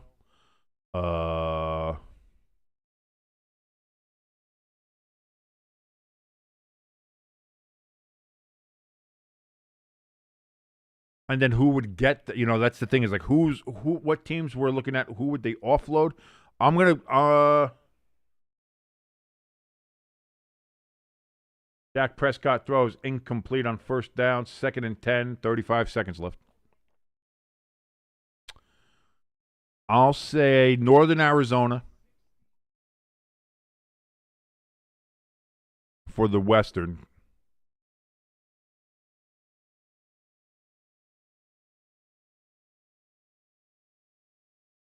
Right? Or did they finish first? I forget who finished first. Was it Northern Arizona finished first? So that's not right then, right? Yeah. Or is it? I have no idea. San Diego Strike Force. Ferguson, he's going to get 8 yards. It's going to be 3rd and 2, 25, 24, 23 seconds as the Cowboys have no timeouts left.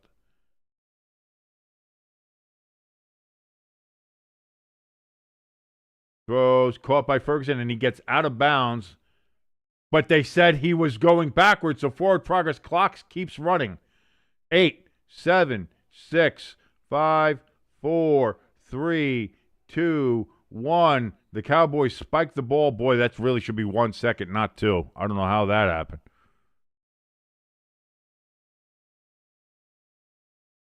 So they're going to have Aubrey try to kick a 68-yarder to try to tie the brand new record that just happened from Cam Little in Jacksonville yesterday. I'll say that, and Fisher's Fright. So that'll be my pick. San Diego and Fisher's Fright.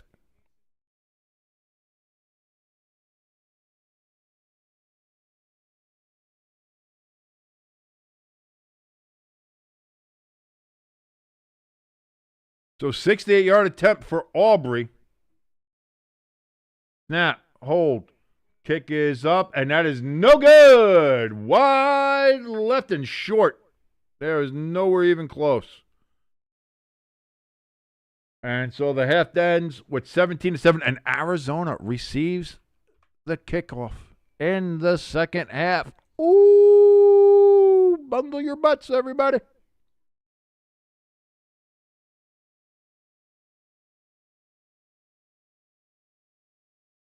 These stupid.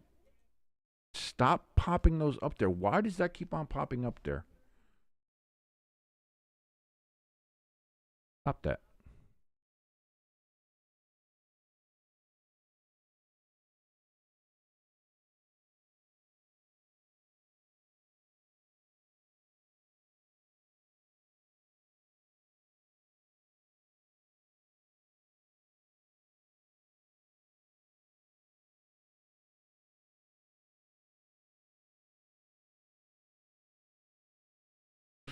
Let me fix this back there. Okay. Answer is the Iowa Barnstormers for the East at 1-15, and the Northern Arizona Wranglers. See, I didn't know if they won it or didn't, so there you go. It went wide, and then it also looked like it was short, too. It looked like it was wide and short. But again, I got bad eyes, so I have no idea. That's what it looked like from there, because if it... Oh, what was that? That's not good.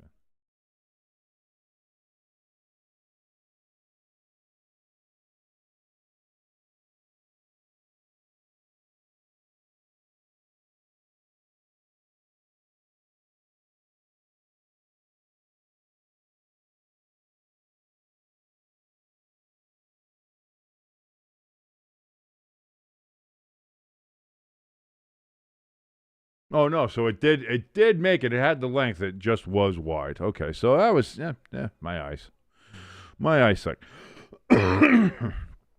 Question 9 here from ELS says IFL playoffs. Can you name the 4 Eastern Conference teams that made the playoffs? Yeah, obviously the Green Bay Blizzard, the Tulsa Oilers, the Quad City Steamrollers or Steam Wheelers, whatever. And the Jacksonville Sharks. That's who I'm saying. Because I remember you posted about it all the goddamn time. So I'll say that. The Green Bay Blizzard, Tulsa Oilers, Jacksonville Sharks, and the Quad City Steamrollers. Which, to be fair, when it comes to Pecan, that's how you listed them. So you might be on to something. You might be on to something there, ELS. You might have a tell. By the way, Paul Wilson in the chat says, my halftime question is, what do you guys think about AI and the threat of massive job losses, potential in the future? AI eliminates all of us. This question is so interesting to me. Okay, as a graphic designer, somebody who does logos and does all this graphic design, loves doing it. At first I was like, well, shit. I've been wanting to get a job in graphic design for 25 years, or however long it's been. Same with radio. And instead it's I've had I don't have a college degree. I didn't go to college for graphic design. I just do shit. So it was hard enough already. And now looking at it as well, it's like, oh, I'm really not going to be able to do it. And I'm really not going to be able to get there. And then you look at AI, it's like, oh, I'm really, really, really not going to be able to get AI, to do any of that. So it's It's frustrating from that standpoint because it is getting to the point where I can't. I'm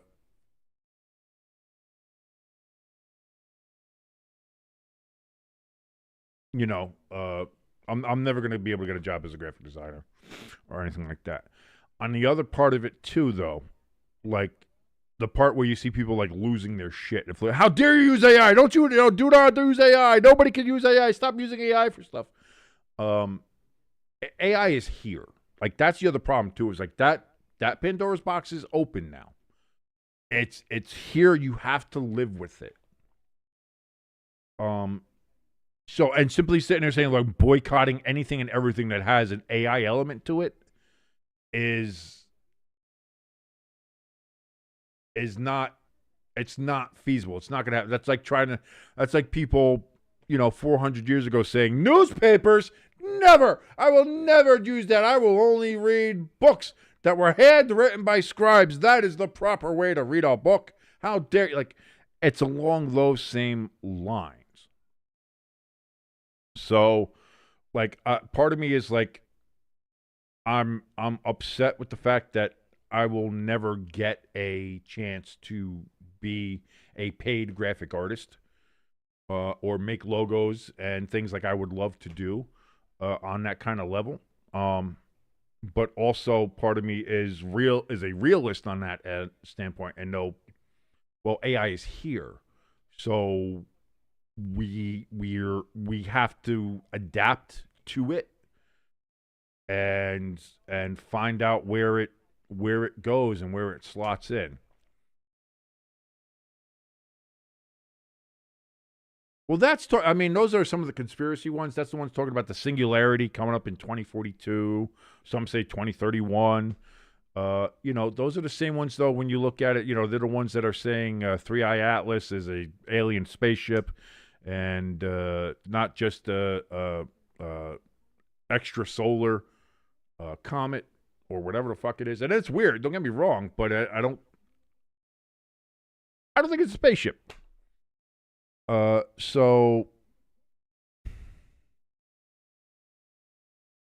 as far as like the whole AI taking over everything, I think at some point you're going to have to think like when it comes to businesses and how things are run, whether it's through middle management, whether it's through planning, things like that. Like I have a feeling like a lot of those kind of almost middle management positions in certain companies or things are going to be eliminated by AI. Like AI is not going to eliminate like mechanic shops. Like it's not going to end, like AI can't cut down lumber.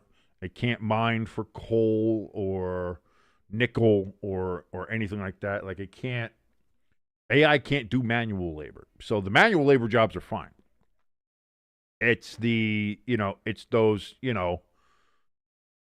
bank jobs, bank tellers, middle management in some of these financial companies or health insurance companies or stuff like that is to the point where you're gonna, we've already seen it now with the phone banks where it's just you're talking to AI all the time. It's not just that they're the robocalls. It's that now they're legitimately AI and they can answer you and have like that interaction that makes it almost human, but not quite. So like again, like those call center jobs, those are gone.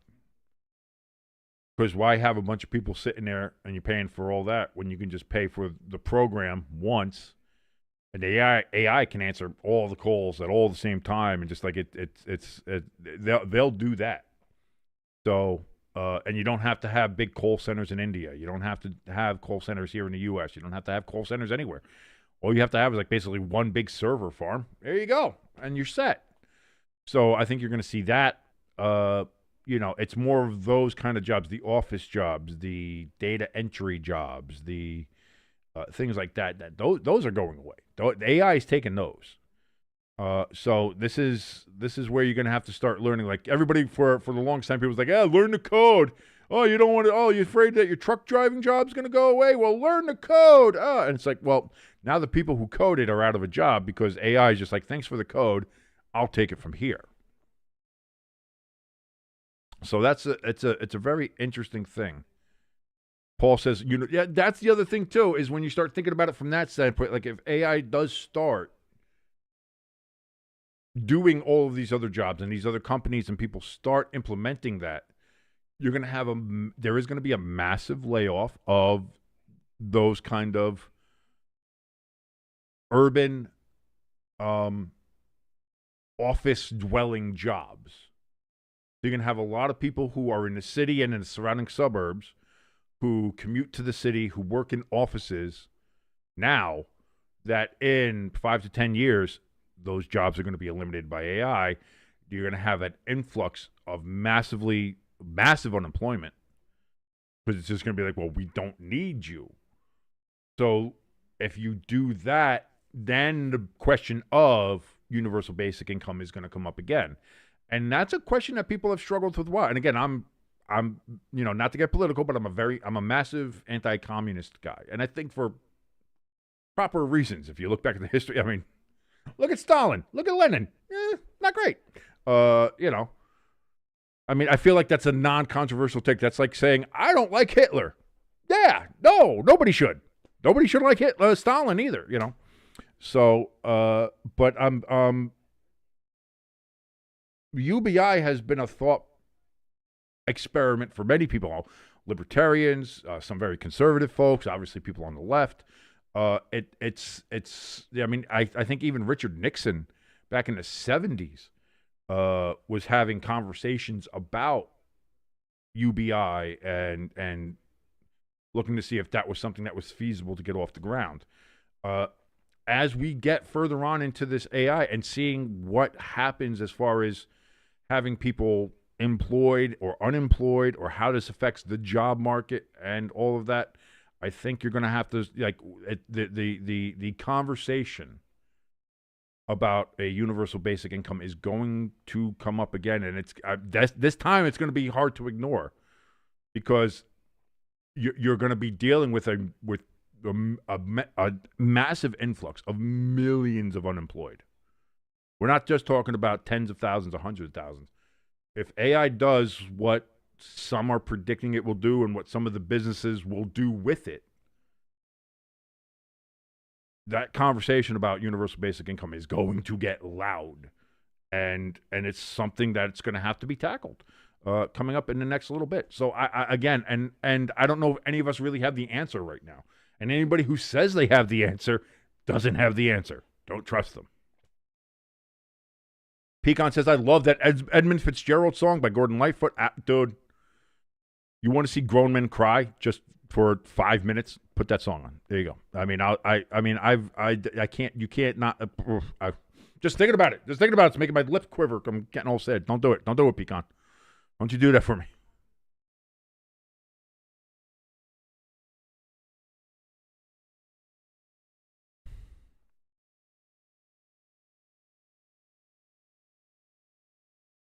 Crafty, no, don't quote the stop. Don't quote the lyrics. You're gonna see me cry. I don't want to cry. I'm gonna get some iced tea. I need to get a drink of iced tea. I can't do it. I can't do it.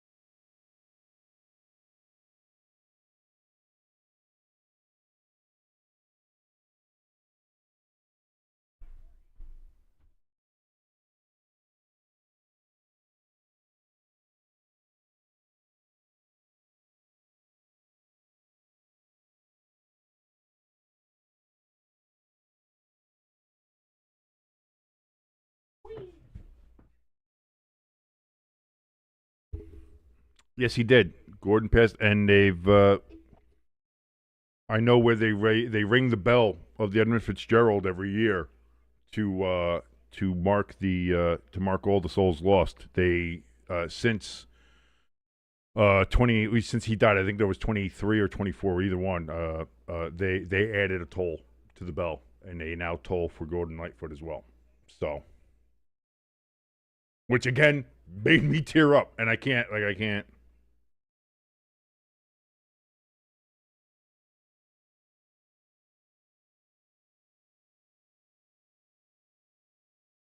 And it's always a good reminder, man, that the Great Lakes are really just kind of like inland seas.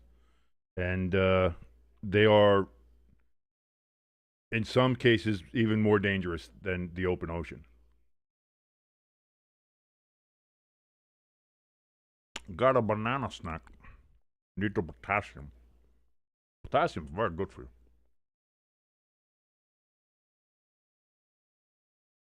you. Crafty in the chat says King disappeared like Dallas's offense. Well, don't make me cry thinking about Gordon Lightfoot singing about the Edmund Fitzgerald. Don't do it. The record of the Edmund Fitzgerald, man, that'll get you every time. That'll get you every time. The Cardinals get the kickoff, and they're going to return it up to about their 26-yard line. 1st and 10 coming up here for the Cardinals.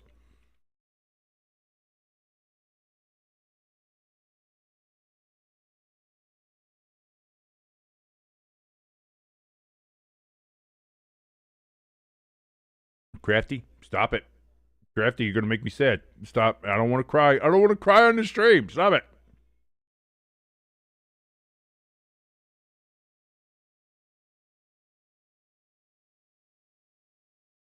Brissett throws, caught. Oh, and he's gone. 40, 35, 30, down to the 25, down to the 23. First down, Cardinals in Cowboys territory.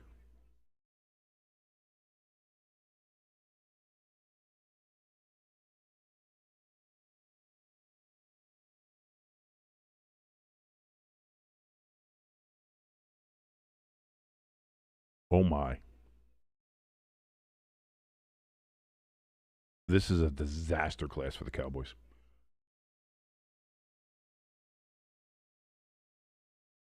Paul says, no freaking way. This is a disaster class for the Cowboys. They actually mark him out at the 24. This is going to be a handoff here tonight, and he's going to go to the 10, down to the 7-yard line. 1st and goal, Cardinals.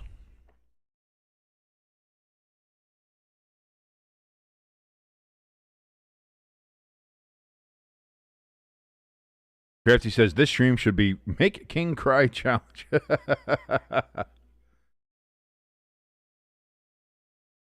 Well, I listen. I held with the Edmund Fitzgerald, and there's not too much more that's going to make that happen on the stream other than thinking about that song. But what a great damn song.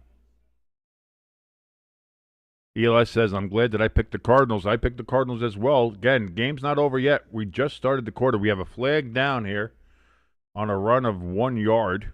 But let's see what the flag is. The officials seem to indicate it will be against the Desert Birds.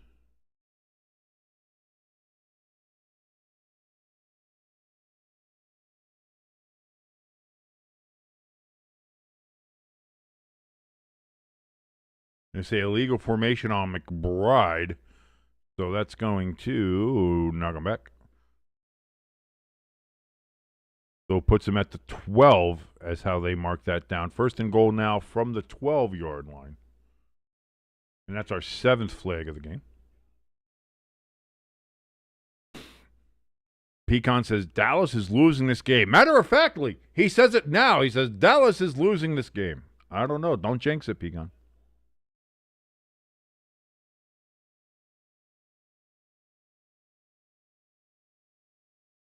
So now 1st and goal from the 12. Brissett looks, throws, open, caught, touchdown, Cardinals. McBride with the catch and the touchdown. And the Cardinals up now 23-7, an extra point away from 24-7. Oh, dear sweet Lord.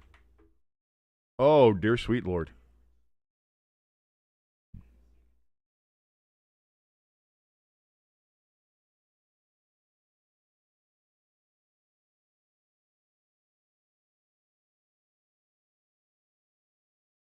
No, don't start. You can't change trivia in the middle stream. Come on, ELS. Pecan says, don't put King through that. No, I was going to say, don't. There's a lot of reasons not to do that. Kick is up, and it is good. And it is now 24-7.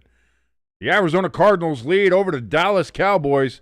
Opening drive of the second half, the Cardinals go right down the field and just stuff it down the Cowboys' throats. 12:48 remaining in the second quarter. Paul says, touchdown Brisket. This is a recording. It's a broken record, apparently. Yeah. Touchdown, Jacoby Brissett. Touchdown, Jacoby Brissett. Touchdown, Jacoby Brissett. Right, rushing touchdown, Jacoby Brissett. Yeah. ELS said I did it last stream from NFL to Halloween, but that was I understand that. That kind of fit. You should have done Halloween. You should have started off with Halloween. If I'm gonna be honest with you, ELS. Should have been just a Halloween trivia thing. Maybe even a Halloween football kind of thing like that. But I mean, you got us all. We have to learn about the IFL. We have to learn about the Indoor Football League. We have to understand what's going on with these Green Bay Blizzards and these Iowa Barnstormers and these Southwest Missouri fly catchers. I think. I don't know. St. Louis Scuttlebutts.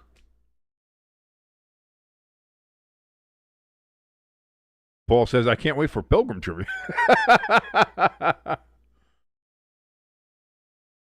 On what rock did the Pilgrims land when they landed in Massachusetts Bay Colony in 16, whatever the fuck it was?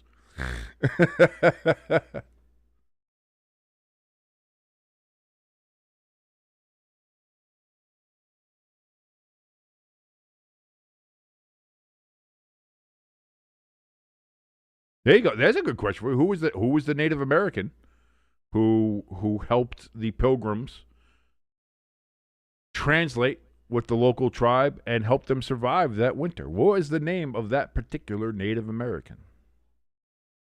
I had a movie named about him and everything. Question 10 here from ELS as we're in commercial here. Who was the IFL Eastern? Who was in the IFL Eastern Conference Finals? That one I'm pretty sure I know was the Blizzard and might have been the Iowa Steamrollers, but no, because they played the Jacksonville Sharks too. So yeah, it was Tulsa. I'm gonna go with Tulsa. I'm very confident it was Tulsa. But I'm wrong. I'm probably wrong that it was Tulsa, but I thought it was Tulsa. Paul, see, that's the other thing about that too. That's not actually super accurate. One guy did that, and it didn't even work.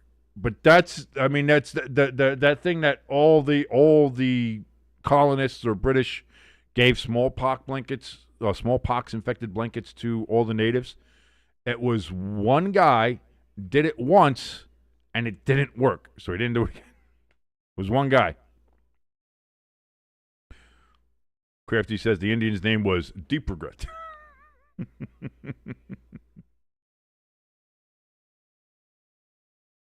They called me Chief Shoulda Known Better.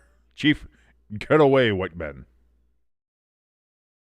Dante Williams here on 1st and 10 after the kick return. He's going to get a good 4 yards. 2nd and 6 upcoming now from the Dallas 31-yard line.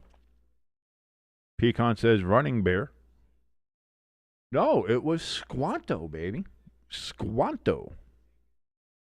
Squanto was the one that helped out all the New England, Massachusetts Bay Pilgrim colonists up there.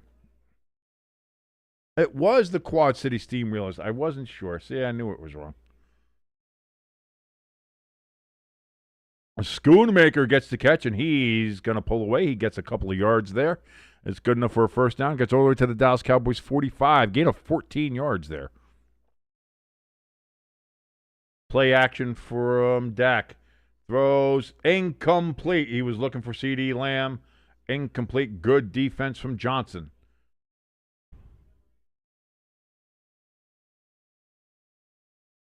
Crafty says his name was Chief. Fuck, what did I do?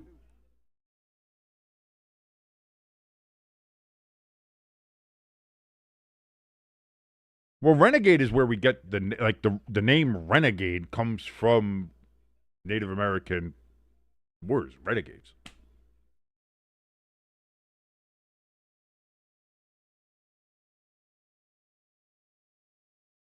Second and 10. Dak throws over the middle again. This time he's got Ferguson. He catches it all the way down to the Cardinals' 33-yard line. And so the Cowboys now moving the ball. They are inside Arizona territory. 11-something left in this game. They took the clock off before I could see the rest of the time.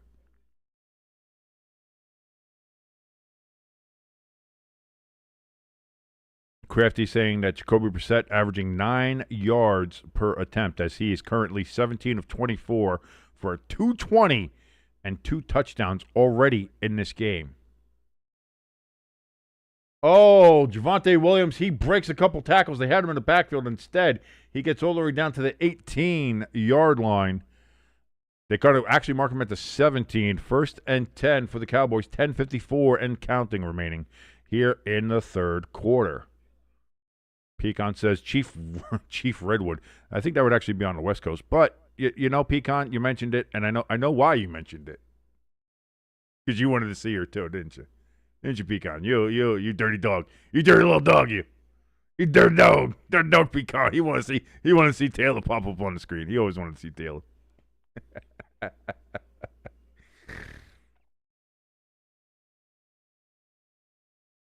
King, ELS addresses me ever so formally. Since November 10th is the date of the wreck of the Edmund Fitzgerald, and that is actually when the next Monday Night Football game is, would that trivia be appropriate for next Monday night? Yes, ELS, 1,000%. You want to do Edmund Fitzgerald trivia on that night? You can do that. Oh, high pass could not connect it to Ferguson, who apparently is Dak's go-to guy tonight. Falls incomplete. It's going to be 3rd and 8 for the Cowboys from the 15-yard line of the Cardinals.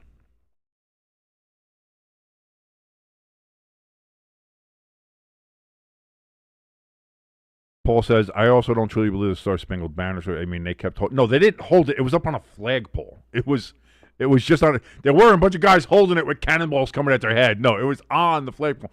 But the story is that the British didn't conquer the fort and didn't take the flag down and put up the British Union Jack. They just had that. Oh, CD Lamb catches it, holds on. Very contested, but a good hold on there for CD Lamb, and it's going to be 1st and goal for Dallas from the Arizona 5.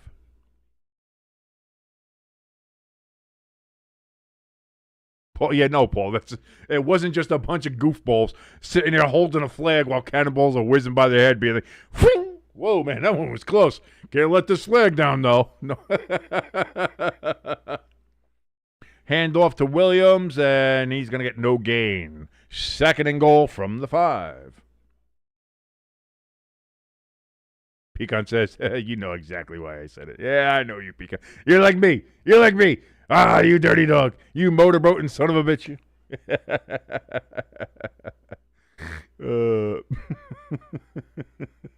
8:56 and counting here in the third quarter. Dallas facing a 2nd and goal from the 5. Dak is in shotgun. Takes the snap. Surveys the field. He's getting pressure, and he's going to go down at the 15. He's sacked. And it's going to be 3rd and goal all the way back from the Arizona 15-yard line.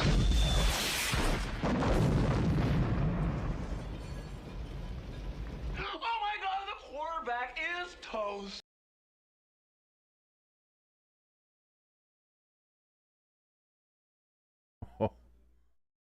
Oh no.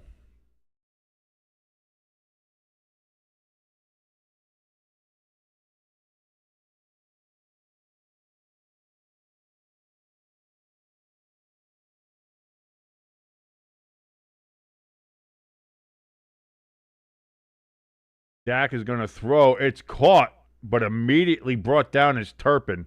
And that's going to be 4th and goal.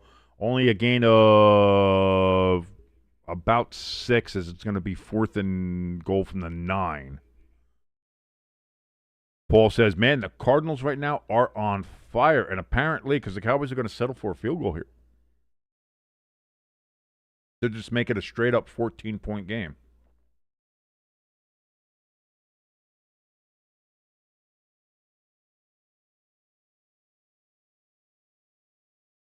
.26-yard attempt here for Brandon Aubrey. Snap, hold, kick is up. And from that distance, let's be honest, that's automatic.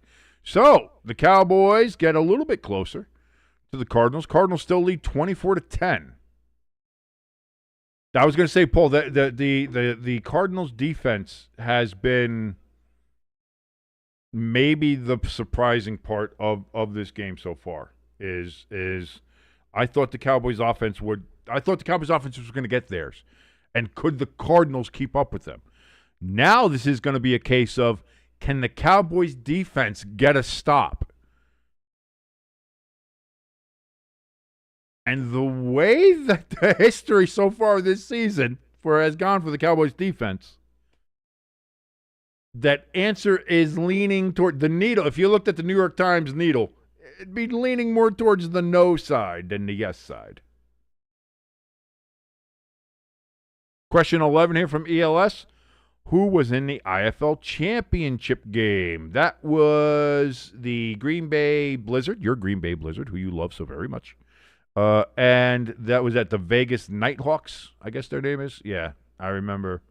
I remember you posted about that. Excited for that. You wanted to see that come home and win the championship, but unfortunately the Green Bay Blizzard ended up falling short and did not win the big, I don't know, what does the IFL trophy look like? I'm a trophy nerd. I love trophies. But I want to see what the IFL trophy looks like.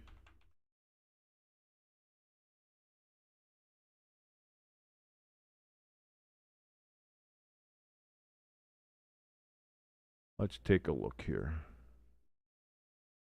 Oh, it's one of those like $250 cup things that you can buy online.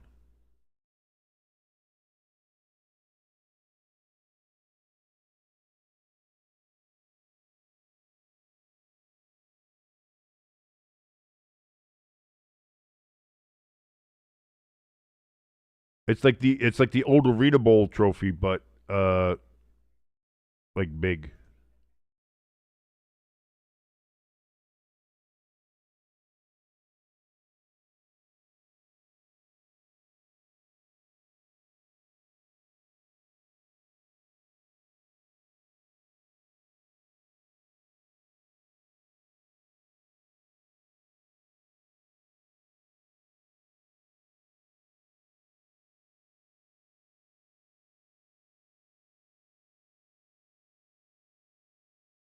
There you go. That's that trophy. Answer was the Green Bay Blizzard and the Vegas Nighthawks, yes, and you lost by an inch. I had a nickel for every time I said that. Oh! And on the kickoff, gets returned all the way back up to the 39-yard line for the Cardinals. And again, everything right now just working in the Cardinals' favor. Dortch with the return.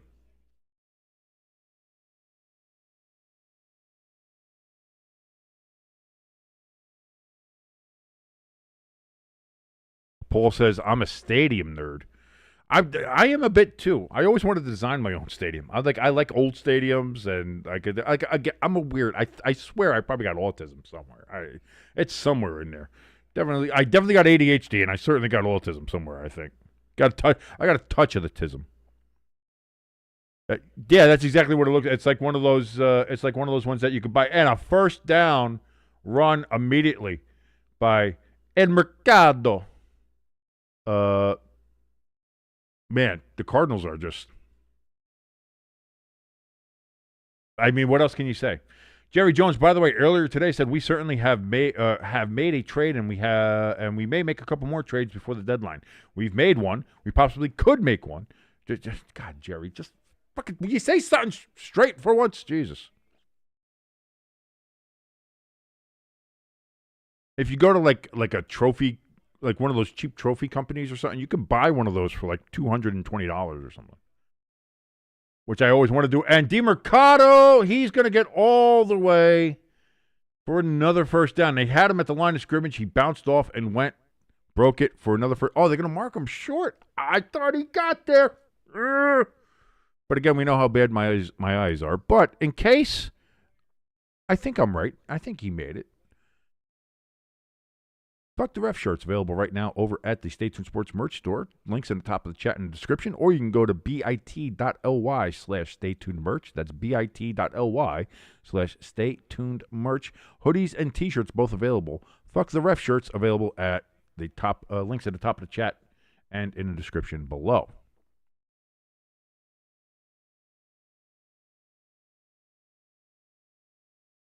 Paul in the chat says that Jacksonville's got that big stadium remodel going on. Yeah, they're basically tearing the entire stadium down and rebuilding it. So I think it's going to be like a season or two over there in Orlando for the Jacksonville Jaguars.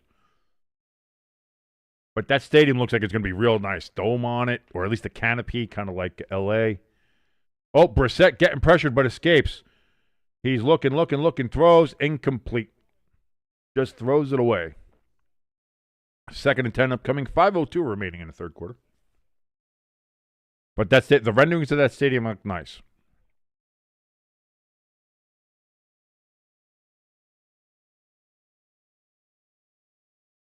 And if they do it, they're probably going to get another Super Bowl, even though I don't think Jacksonville maybe deserves it. I don't know if that's it, but boy, it looks good. From the renderings, it looks like it's going to have like the LED under the roof and stuff, so it's going to look it's almost going to look like, a hippie's room, kind of like a blacklight situation. Very nice. Oh, and Harrison stays in bounds, gets all the way down to the 14-yard line. He's upset because he thought he could have broke it further and gotten a touchdown. But the Cowboys get a shoestring tackle there on Harrison right at the end. But it's 1st and 10 for the Cardinals.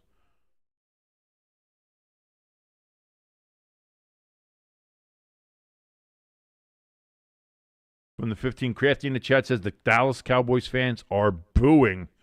And I would imagine so. Oh, they said he stepped out at the 21. Oh, I'd like to see a replay of that.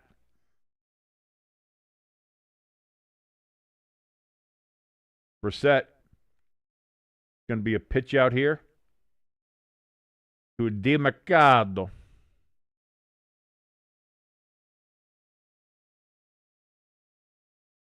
We get a little pushing and shoving, apparently.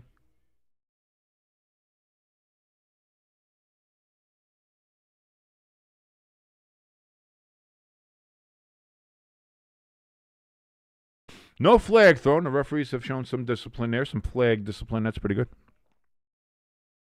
ALS says in his other fantasy football league, one of the teams needs Jacoby Brissett, needs another Jacoby Brissett touchdown. He might get one. 2nd and 9 coming up from the Dallas 20 as the Cardinals are right now on the edge of the red zone. Handoff to DeMercado again. It's going to be a gain of 4 yards.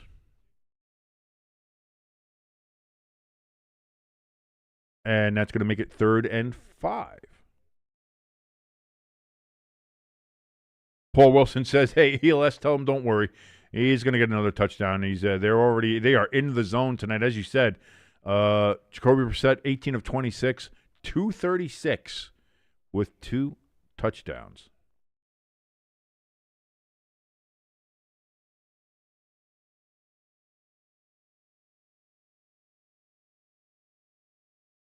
Did the Cardinals maybe trade Kyler Murray away? Jacoby Brissett throws over the middle. Looks like that might have gotten hit. McBride was looking for a flag, and they're going to get one because he was laying flat in the end zone. Was the ball tipped?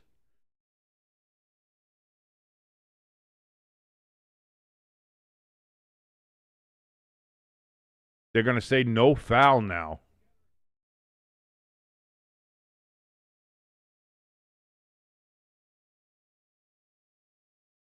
Oh, wow. He ran him over. Did he give him a chance to go back to it?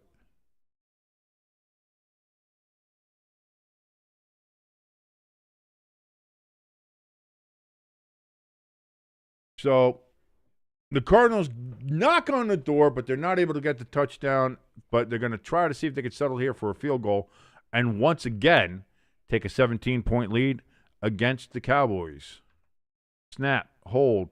That kick is up, and it is good. And indeed, they do take a 17-point lead once again against Dallas, 27-10, with 2:31 remaining here in the third quarter. ELS saying, I lost this week in his own league, in his other league. You're now 7-2 on the season over there.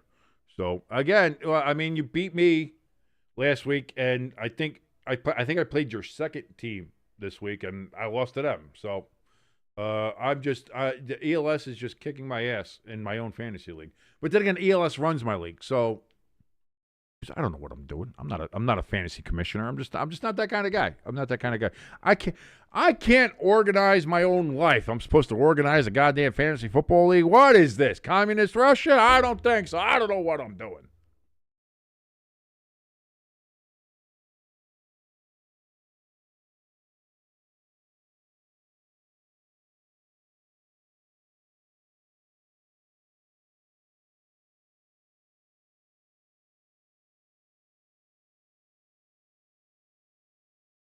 By the way, Commanders linebacker Frankie Louvu has been suspended without pay for one game for repeated violations of playing rules intended to protect the health and safety of the players, including during Sunday's game against the Seattle Seahawks. This is related to hip drop tackles.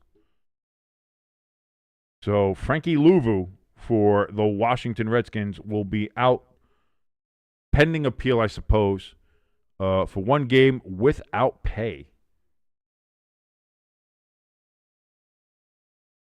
And some earlier stuff, we knew that the Ravens trading for the Titans edge rusher Draymond Jones, and they're sending a conditional fifth-round pick that could become a fourth-rounder depending on certain, conditions. That's why it's a conditional fifth-rounder. I haven't seen too much more breaking news. I will keep an eye on it, though, and see if we got anything.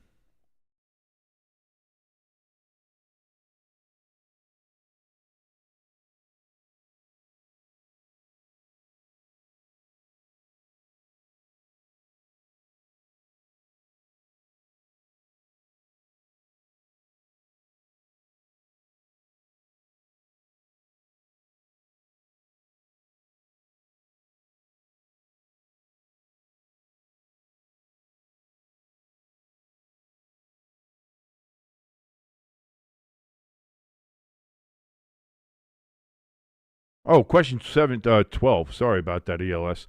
Who got the fewest touchdowns during the 2025 IFL season? It was tied between two teams. Who was it? Who was it that finished last?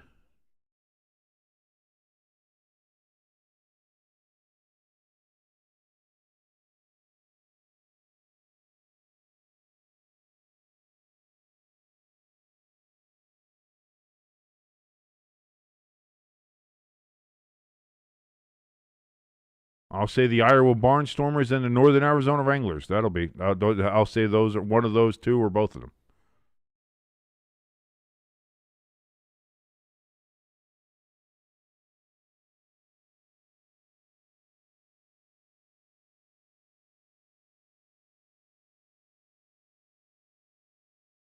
Asante Samuel Jr. is 26 years old, Paul. And they're not talking about Asante Samuel, the one who played for the New England Patriots, but back in the day that we remember. This is his son. This is Asante Samuel Jr., who had the fused spinal surgery and now is a free agent, able to come back. Cowboys, by the way, get a first down here.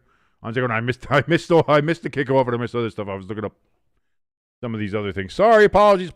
Sorry. Well, this is why this is more of a hangout than really a play-by-play. It's a watch-along, and it's a hangout.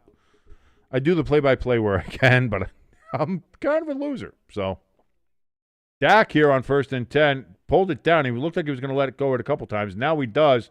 All the way down, wide open is CeeDee Lamb. How'd he get that open? Down to the 19-yard line. First down, CeeDee Lamb and the Cowboys. Answer was the San Antonio Gunslingers and the Northern Arizona Wranglers. So at least I got one. I got one right.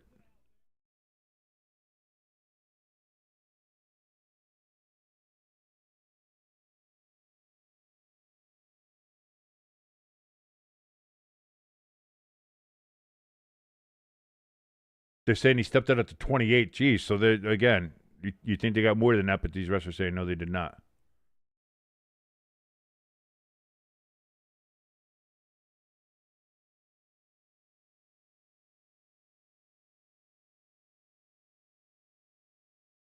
So the Cardinals now take a timeout.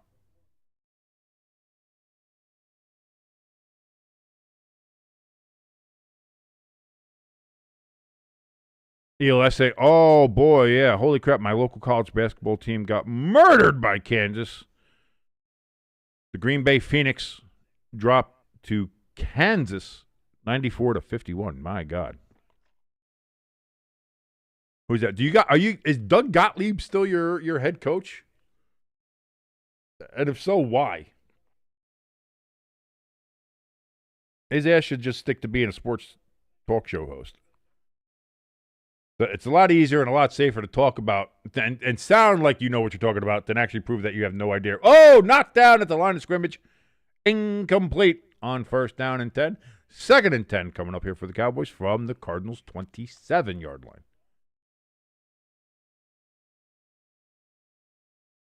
ELS is like, yes, that moron. He's still our coach. Because they hired Gottlieb because they thought he'd be able to recruit and get more people there because he's a little bit more nationally known because of his sports talk ability. But, yeah, Javonte Williams is going to get no gain, and it's going to be 3rd and 10 for the Cowboys coming up from the 27. Actually, they move him back to the 28. So if that's the case, then it should be 3rd and 11. But it still say 3rd and 10, so no gain. Paul says, I'm an IU basketball fan. We've sucked for 25 years. I'm a Duke fan. And there's a reason why, not just because they were good, but I'm from Jersey, obviously, here in North Jersey. And you got the Hurleys. And you had Bobby Hurley, who was big at Duke there in the early 90s. And just everybody in Jersey gravitated towards that because it's a Jersey boy. Played at St. Peter's Prep in Jersey City, and that was, so we just kind of latched onto that, and then, that Duke team in the early 90s was amazing. Grant Hill and Christian Laettner, Bobby Hurley, all that. So we were, so that's kind of where it was. So I'm a Duke, when it comes to basketball, I'm a Duke guy.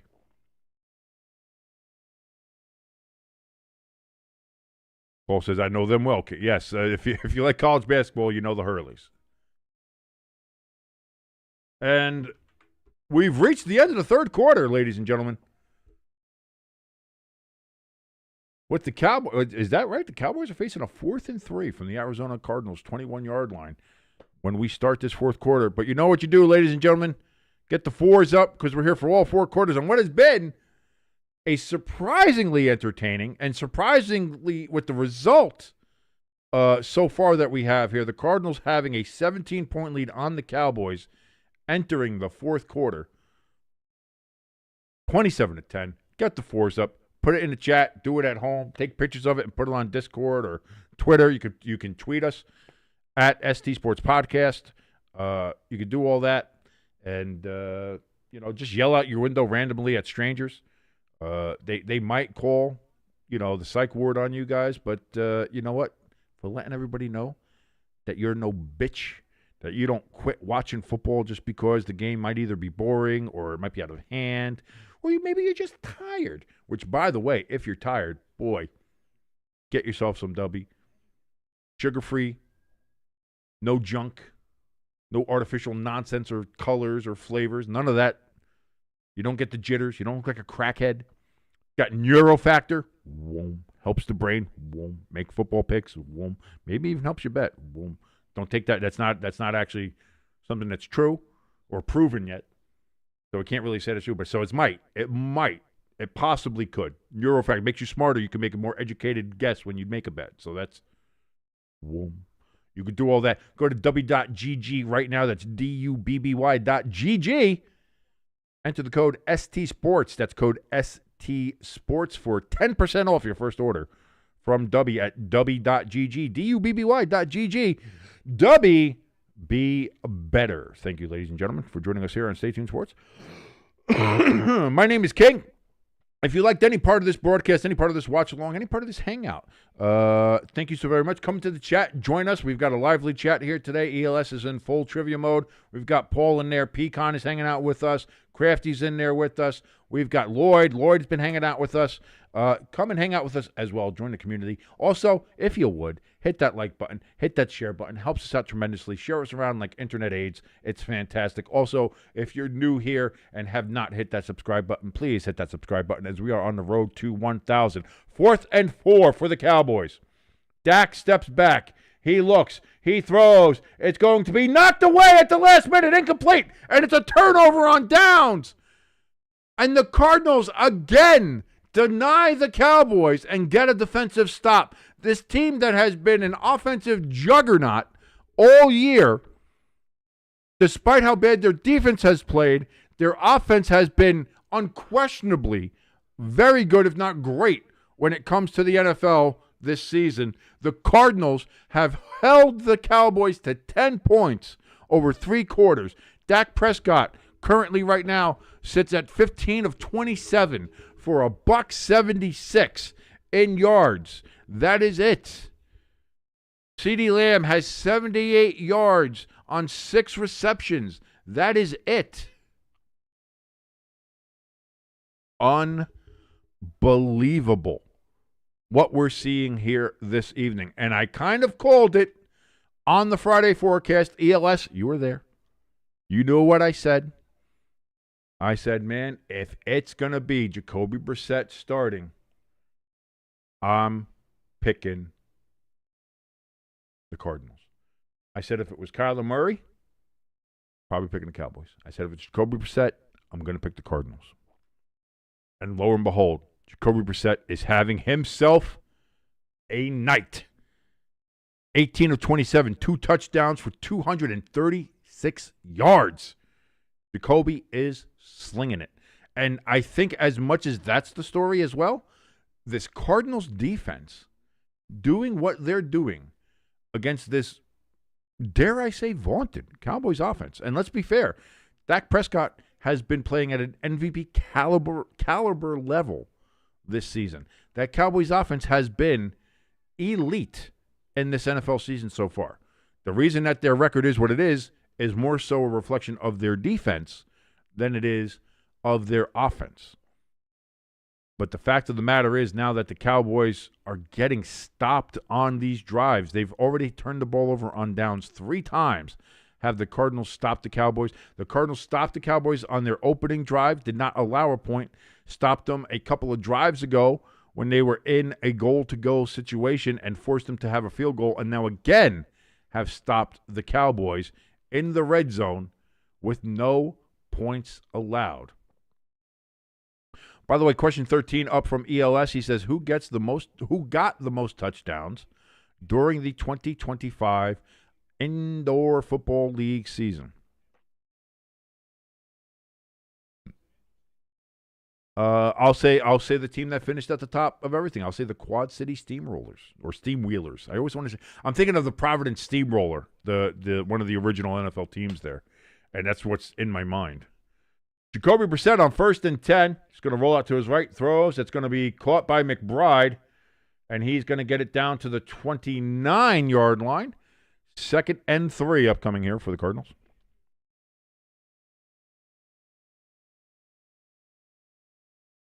Paul says, I bet the boos are raining down right now at Jerry World. I think Jerry's one of the ones booing.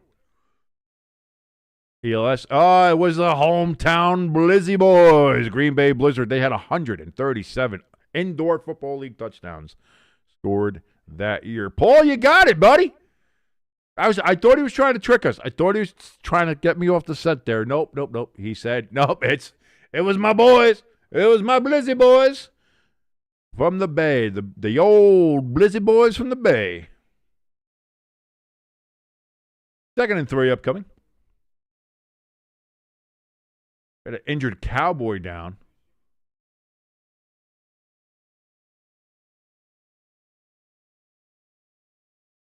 Marquise Bell was the injured Cowboy safety.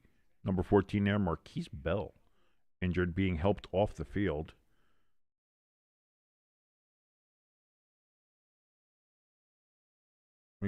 Yeah, well, he was trying to fight McBride, and McBride just manhandled him. ELS says that the holiday creamy vanilla Coca-Cola has arrived. I will make sure to let Pepperjack know that so she can try it. Handoff tonight, and that's going to be a gain of maybe 6 inches. Not too much more. 3rd and 3 coming up here. They might give him 3rd and a long, too, but it's more like a 3rd and 3 because there was really no gain on the play. They are going to make it 3rd and a long, too. No, it's 3rd and 3. They marked it. Why is that marked that? They gotta get better synergy on their end. Synergy, corporate synergy. Brissett's under center.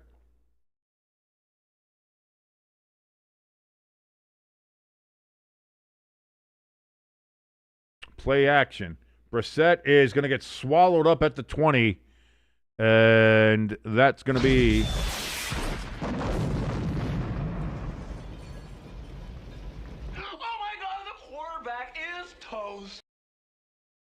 And that's going to bring up 4th and 11 from the 21, and the Cardinals are going to have to punt. So the Cowboys defense actually gets a stop here.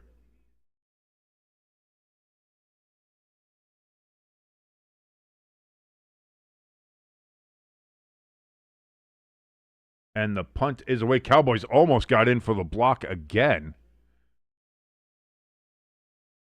Fair catch at the 32, 33-yard line, and we got a flag down.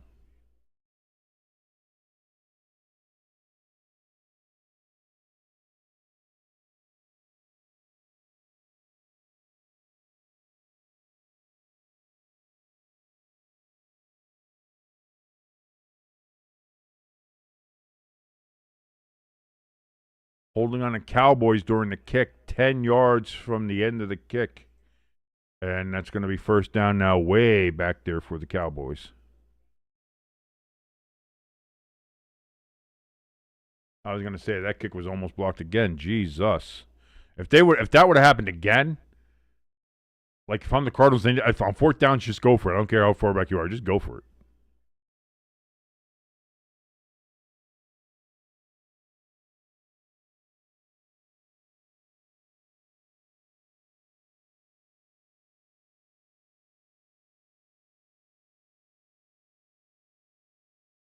Question 14 here from ELS as we're getting down here. 12:52 remaining here in the 4th quarter.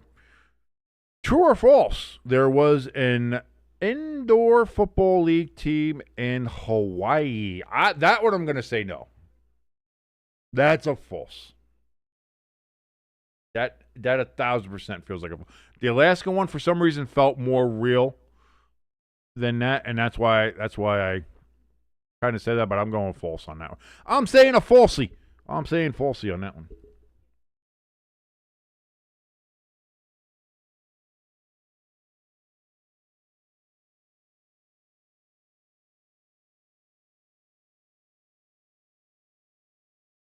And ELS says, indeed, the answer is false. Hawaii has never had an indoor. Well, they might have had an indoor football league team, but not in the indoor football league. Perhaps in a separate arena-based football league. Let me look. Has Hawaii ever had an arena football team?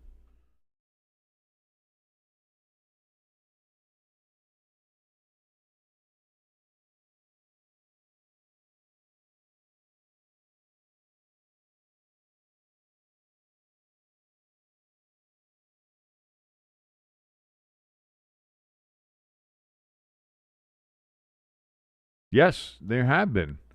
The Hawaiian Islanders from 2002 to 2004. This team competed in the Arena Football 2 minor league, which was the development league for the Arena Football League. They played their home games at the Neil S. Blaisdell Center in Honolulu and even won a division title in 2003. There was also the Hawaii Hammerheads from 1999. The Hammerheads played in the Indoor Professional Football League, the IPFL.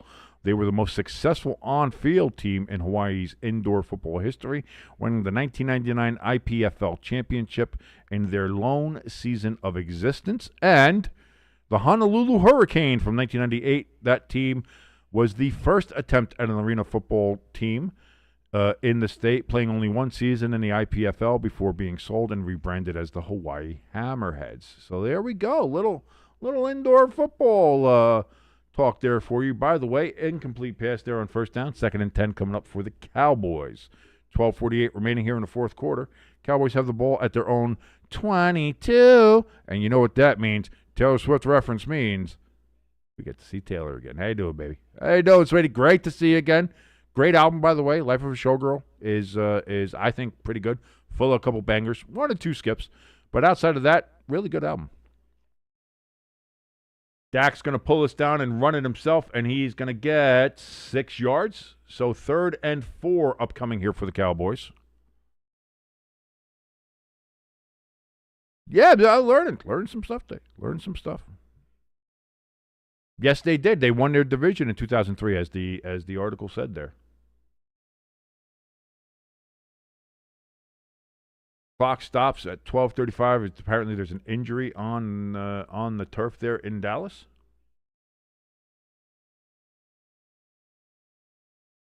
And since there's an injury, there's going to also be time for commercials. So ESPN goes back to commercials, and I go back to drinking my wonderful, delicious Diet Turkey Hill iced tea.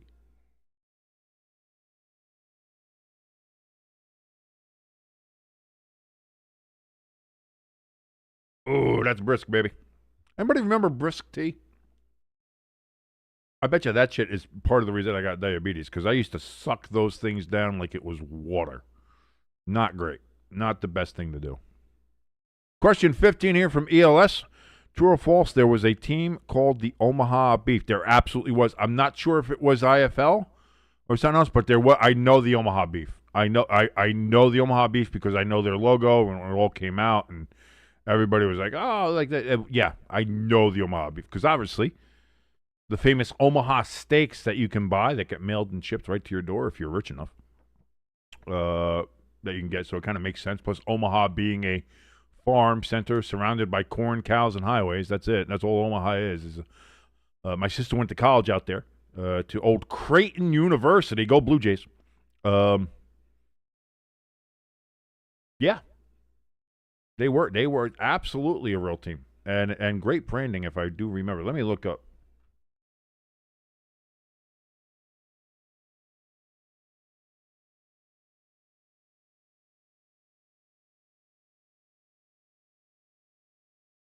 Are they still around?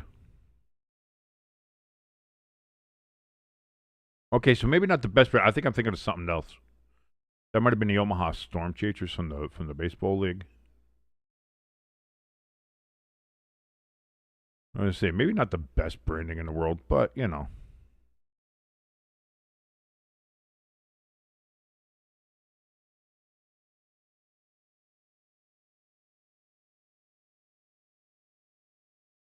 I was going to say they're currently still around the franchises. They're just in the National Arena League, the NAIL.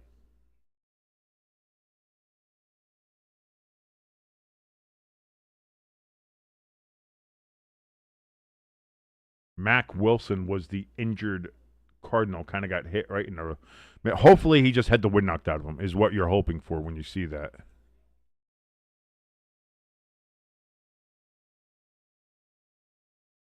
So Dak on 3rd and 4 throws over the middle. That is going to be... Was it caught?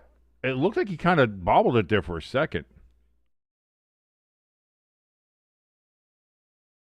Ryan Flournoy with the reception. And they say he caught it. First down, Cowboys from the 34. Dak throws towards the sidelines. That's going to be Pickens who gets that. And he's going to get it to the... Oh, and he fumbles! Fumbled the ball! Oh, but Javonte Williams is there to recover it. Almost another disaster for the Cowboys.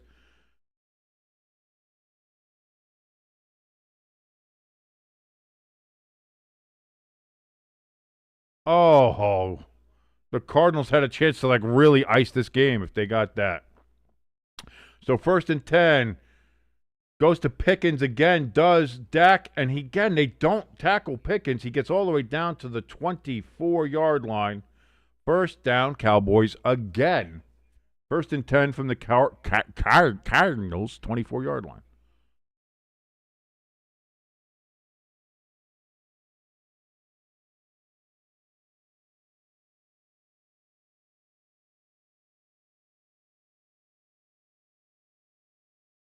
Jalen Thompson. So all of a sudden, Cardinals players are falling like flies here.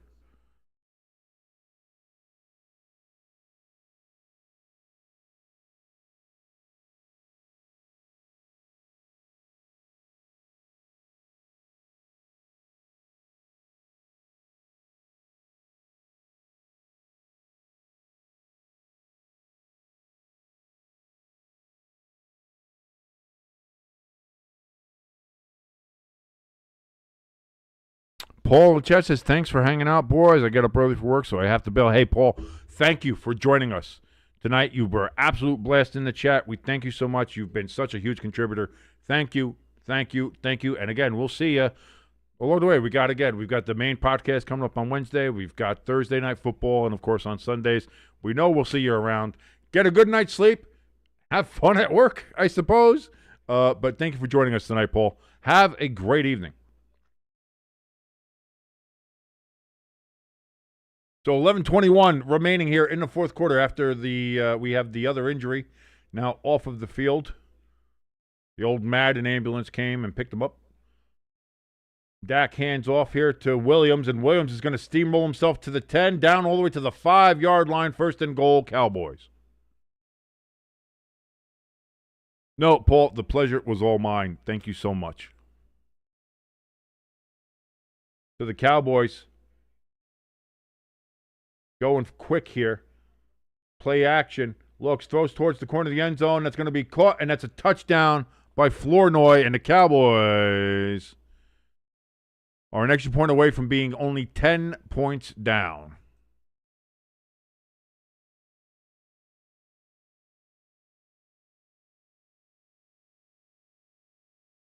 And I think that was the Cowboys' offense that most people were thinking they were going to see tonight, was the one that we just saw on that particular drive.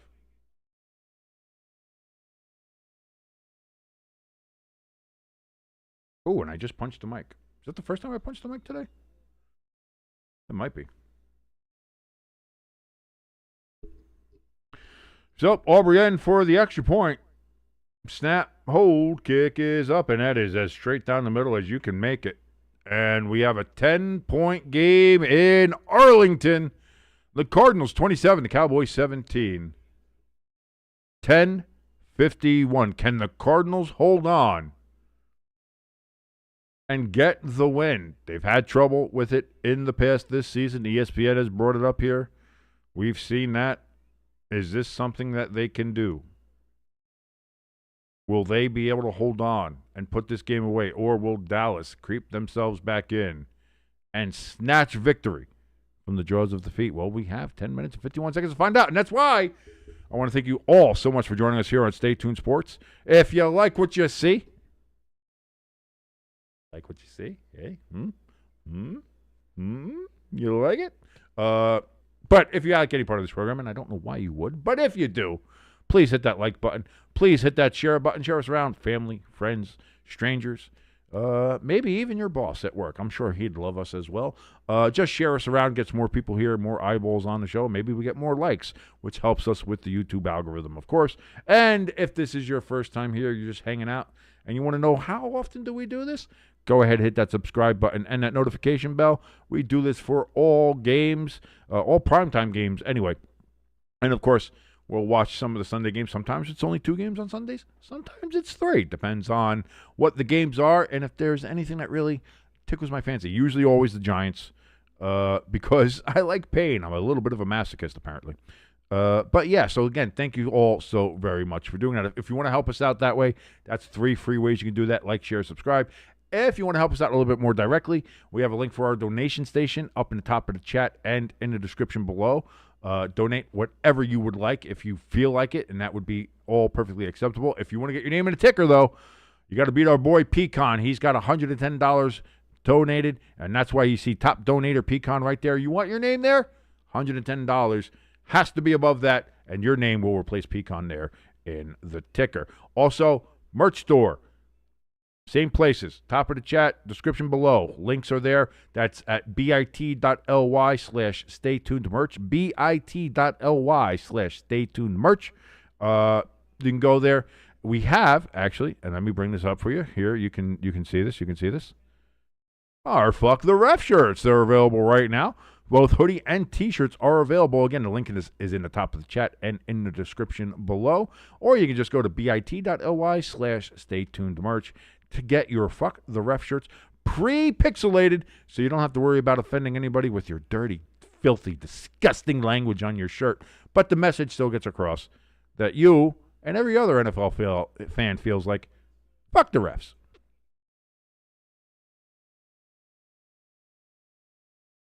Cardinals return the ball on the kickoff down to the... Didn't get a good look at the yard marker. So we'll get 32. 32? Oh, they changed it to 34. 34-yard line. ELS in the chat says, well, as a Badgers fan, I'm ready for some college basketball. Well, you just saw Green Bay get destroyed, so I don't know if you're ready for college basketball either. By the way, some updates here from ELS in the NHL. No score between the Blackhawks and the Seattle Kraken at the end of the first. Edmonton 2, St. Louis 2 in the third period. Vancouver with a 2-goal lead on the Nashville Predators, 4-2. That's in the third period currently. 1st and 10 here. Jacoby Brissett, play action, runs right into a sack all the way back at the 24-yard line. My God. Nobody protected him.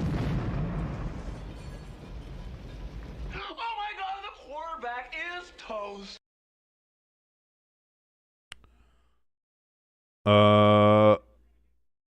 Jacoby's got. I mean, just who failed on that? Ugh. So that's going to be what? Second and that's a 9-yard sack. 2nd and 19 coming up here for the Cardinals. NBA update, by the way: the Sacramento Kings 87, Denver 100 in the third quarter. Brissett throws over the middle. It's going to be caught, and a first down for McBride and the Cardinals. Oh, man, 2nd and 19, and they get a first down all the way up at the 43-yard line.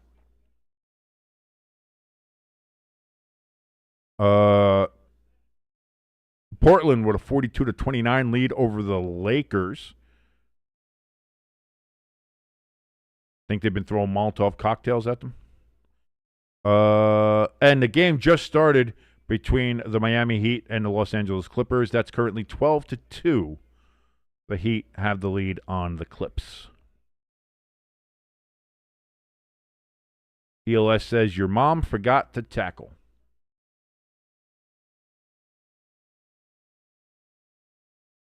Bam Knight is going to get a loss of a yard on that particular running play. 2nd and 11, I would say. They gave him second. They gave him back to the line of scrimmage on that? What do I know? What do I know? Not like I saw the thing or anything, but hey, listen. Hoodies and shirts available. bit.ly/stay tuned merch.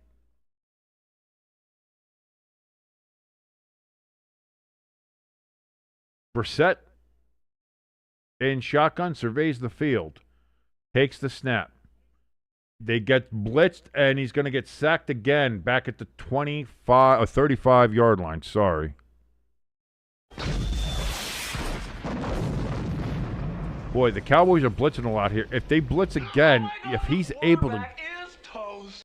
If Brissett's able to get that ball off before they get to him, there's a chance that the Cardinals could really burn him here. But he's got to be able to get it off. They got to get sunk. Give him a second to get the ball off. So now it's going to be third and, Jesus, what is this one now? 18? Third and 18 back at the 35. They have to get to the Cowboys' 47-yard line. They're going to say false start. And that's going to be 5 extra yards.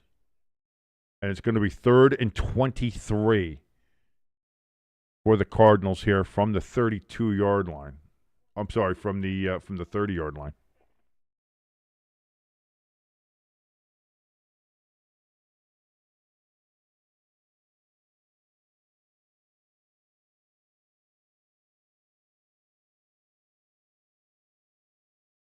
Uh-oh. Uh-oh. Can the Cardinals hold on?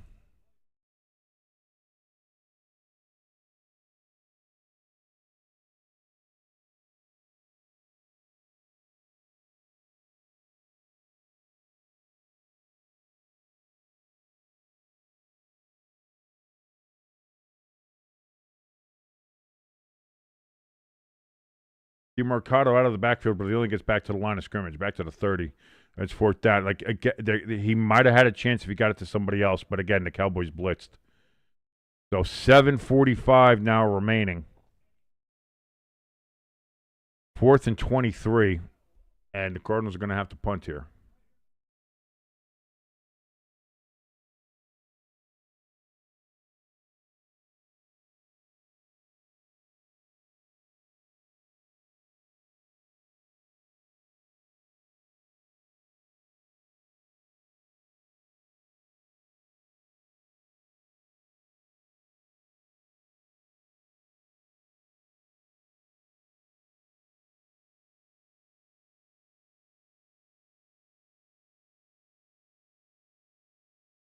The clock operator stopped. I was going to say, why did the clock stop? It shouldn't have stopped.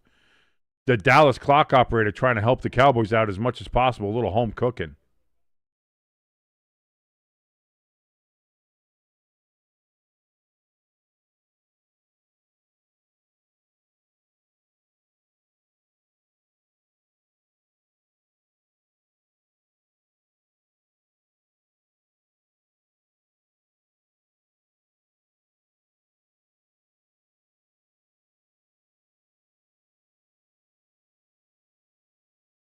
Come on, can we get a fucking announcement? What's going on?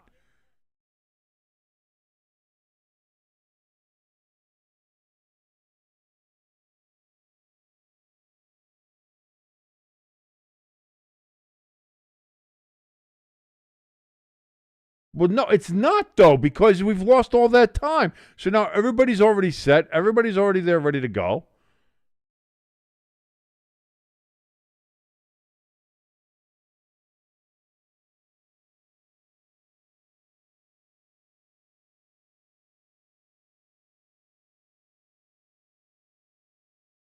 Dumb.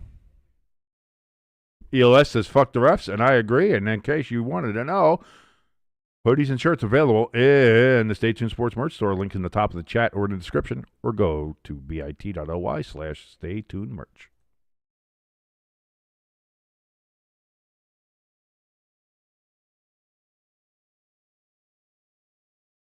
Kick is away. Cowboys field it at the 31, gets it to about the 36, 37-yard line, does Turpin, and that's where the Cowboys will start, and they have a chance to cut this to a 3-point deficit if they score a touchdown on this drive. And the Cardinals trying like hell to not collapse yet again.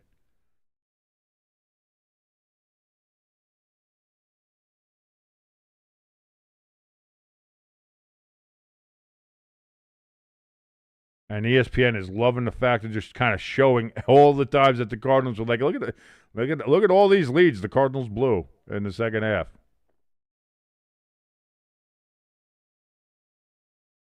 So Dak is in shotgun, 7-11 on the clock.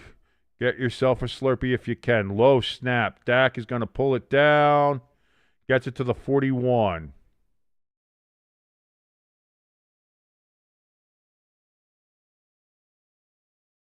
Cowboys going quick here. Quick. No huddle. 2nd and 5 from the 42. Dak steps back, throws towards the sideline. That's going to be caught by Pickens and then out of bounds. 1 yard past the first down marker, and now there's a flag.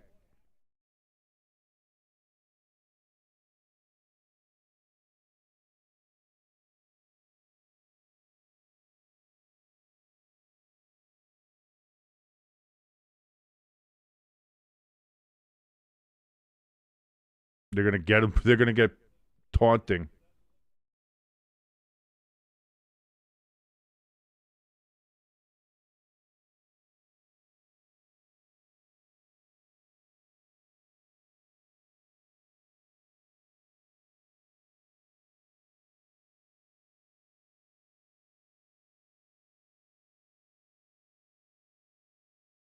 So it's 1st down and 10 for the Cowboys, but it moves them all the way back to the 33-yard line.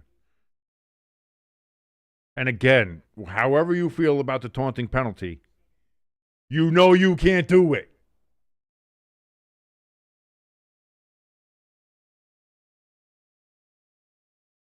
And everybody's going to sit there and bitch like, why is that a penalty? Why would you let them do it? It's like, whether you want them to do it or not, the fact of the matter is that you know they can't do it, and they do it anyway. And Dak is going to pull that down and run it himself, and he's got 13, 14 yards on the play. 1st and 10, Cowboys, as they're all the way back down at the 47-yard line.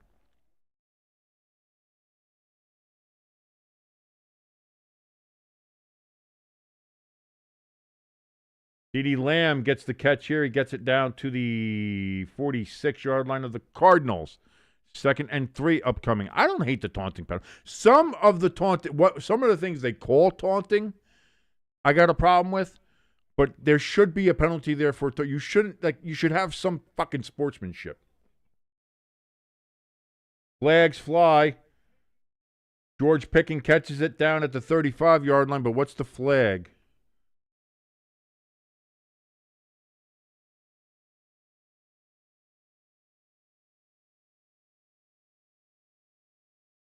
They're going to say offsides on the Cardinals. Penalties declined. But we count all those, so it's 12 flags on the night. And now it's going to be 1st and 10 for the Cowboys from the Cardinals' 35. Cowboys have 114 yards in this quarter. The Cardinals have 0. Pecan is happy. Oh, Dak gets sacked all the way back at the 42-yard line. Oh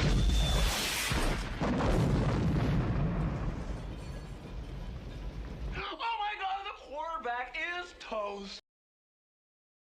Pecan says, my fantasy now has a 99% chance of winning. Dak and Javonte have delivered and done their jobs. 5-17, 16-15 remaining here. 2nd and 16 for the Cowboys. They marked Dak down at the 41. Dak steps back. He's got time. He throws. It's going to be caught by Turpin out at about the 36, I would like to say. So that's going to be 3rd and 12 upcoming from the Arizona 37. They're going to mark him out at. ELS saying, hey, Pecan, your fantasy team's starting to find that groove. Starting to put it together, stringing a couple of wins here together. That's pretty good. 3rd and 12. Cowboys from the 37. Prescott throws to Williams, and Williams is going to get maybe a yard, and then he drops the ball. What are the officials going to say here? Waiting for an official ruling before I move the ball.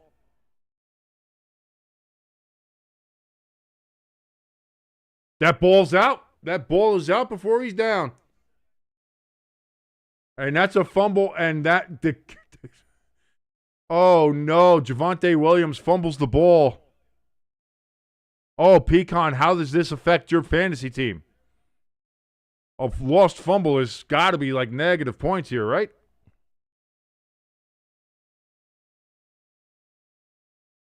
Oh, no. Oh, no.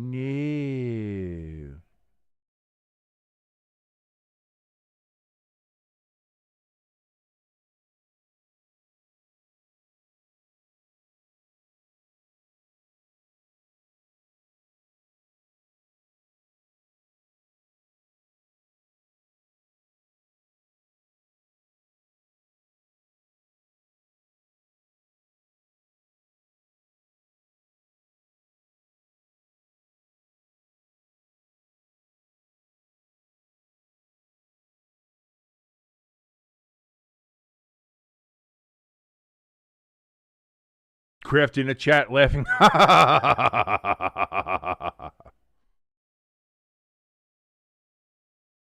Oh yeah, there you go, Pecan. Your fantasy team currently has more wins than the Saints. If that continues to go.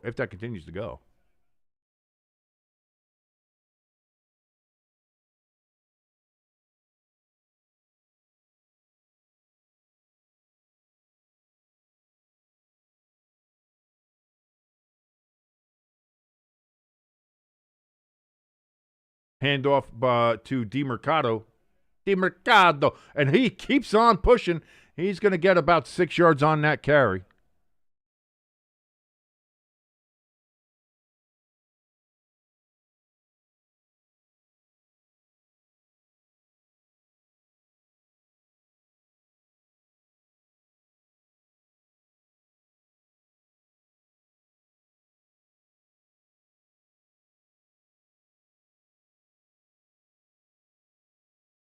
Pecan in the chat says, "Oh no, is that?" I was going to say, did the fumble? Did that change the points? Did that change the points? Oh no! I got to go. Let me go. I got to go check the ESPN.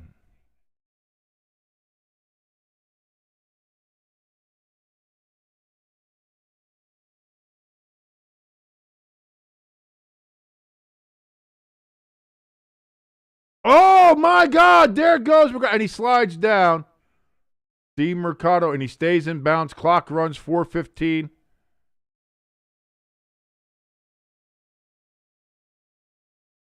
Cowboys had used the timeout before, by the way, on the last run because they're trying to save time, and now they use another one. The Cowboys down to one timeout.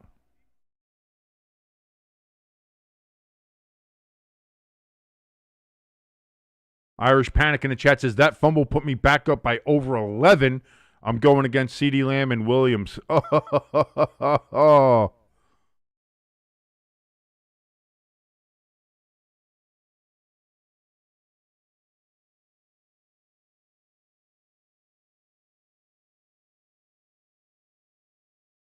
Oh, is it? Peek up right now. It looks like you have a pretty substantial lead, so you look pretty good.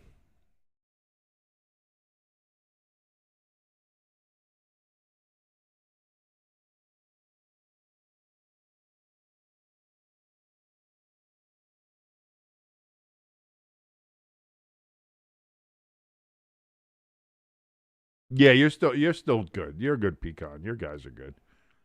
Handoff here to DeMercado. He's going to cut up here. It's going to be good for about a yard. And the Cowboys are going to take their final timeout.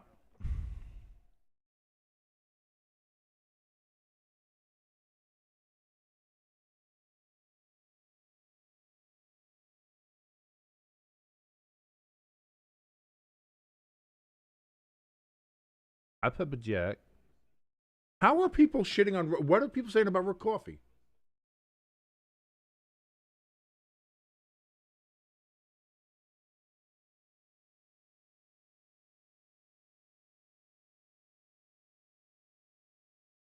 What? No, because it's an actual coffee company. It's actual coffee. They don't do the flavor syrups like fucking... You want that? Go to Starbucks. Oh, is that a good... Have they ever had their... They must have never had their coffee. That's what I mean. So they can tell them to shove it up their ass. They don't know what the fuck they're talking about. They don't know what they're talking about. Rook Coffee here in the New Jersey area, by the way, ladies and gentlemen. You don't know what... Especially the New Orleans style with the chicory. Put the chicory in there. Oh, so good. Oh, DeMercado gets buried in the backfield.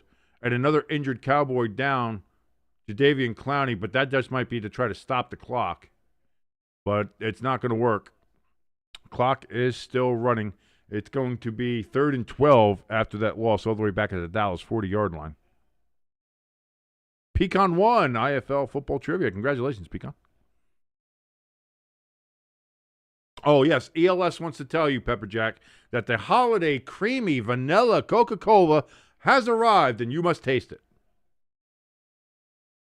Oh, he just says you should taste it. ELS, did you have it? Is it good? You got to let me know. I figured if it just tastes like vanilla Coke, I don't know what the difference is. Brissett's going to carry it all the way back down to the 35-yard line. Slides down. and the clock is going to continue to run, but it's going to be 4th and 8 coming up here for the Cardinals. Irish says, I've been here the whole time. I just had to take care of some things before work. That's fine. Listen, I know people listen to this kind of in the background, and that's fine. I don't mind. Hey, listen, a view is a view. You know what I'm saying? I do like the interaction in the chat if you do want to join us, but if not, and you just have us on in the background, that's fine too. Who doesn't want to listen to my soothing, sultry voice here? 4th and 8, and the Cardinals are going to go for it, try to run some more clock off here, and maybe end this game as best they can. Brissett steps back, looks, throws down the field. Oh, he had Harrison in his sights, but it's incomplete. So turnover on downs, but there's 2:31 remaining, so the Cowboys only have the 2-minute warning left to stop the clock. 27-17 is the current score. ELS says he hasn't tried it yet, but next time that he goes to Walmart, he's picking it up and going to give it a shot. He also has access. He's got access to the Shirley Temple 7-Up, which we have yet to been able to find here, whether at Amazon or anything else. Maybe we check Walmart, although maybe we'll look at getting it Instacarted because I do not want to enter that hellhole of a Walmart. So Dak Prescott getting pressured, and he's going to go down at the 27-yard line. And that clock is going to continue to run, 12-15, 12-14. The quarterback is toast. ELS says he does soda reviews on his show. I know you did last year, too. We did the snack reviews. We did the coffee reviews. We did yeah. We got a flag down, big ball from Dak, and that's going to land well beyond everybody. I thought I saw a flag. I guess not. My eyes are fooling me. My eyes are the problem. Maybe it's just late. I don't know. Maybe I'm seeing things. Maybe that wasn't an edible I had. Maybe somebody slipped some acid to me. I have no idea. But we're at the 2-minute warning, ladies and gentlemen. 3rd and 19 for the Cowboys back at their own 28. Cardinals lead by 10, 27-17. We're getting close to the last chance saloon here for the Cowboys from Arlington, Texas.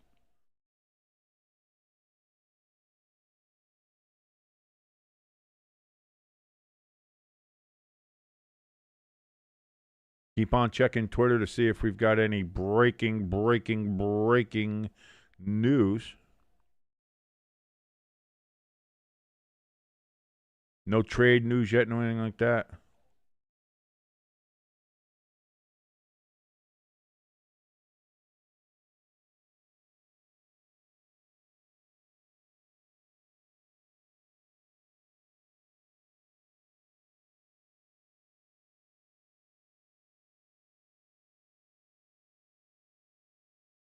Crafty in the chat says, big ball from Dak. What size is the other one? Good old Crafty. Dad joke king of the chat. Love you, Crafty. Thank you very much for joining us.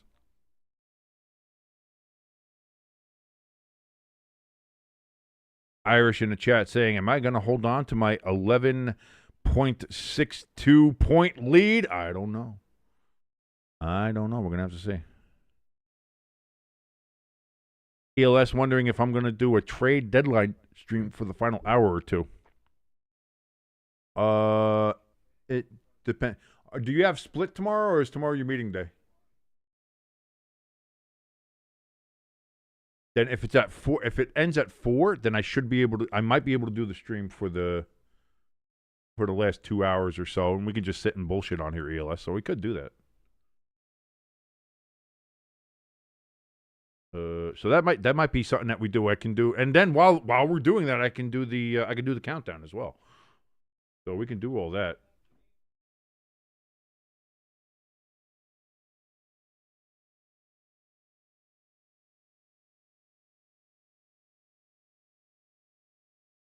Yes, NFL trade deadline is at 4 p.m. Eastern Standard Time, November 4th. So yeah, ELS. This is why you get paid the big bucks, man.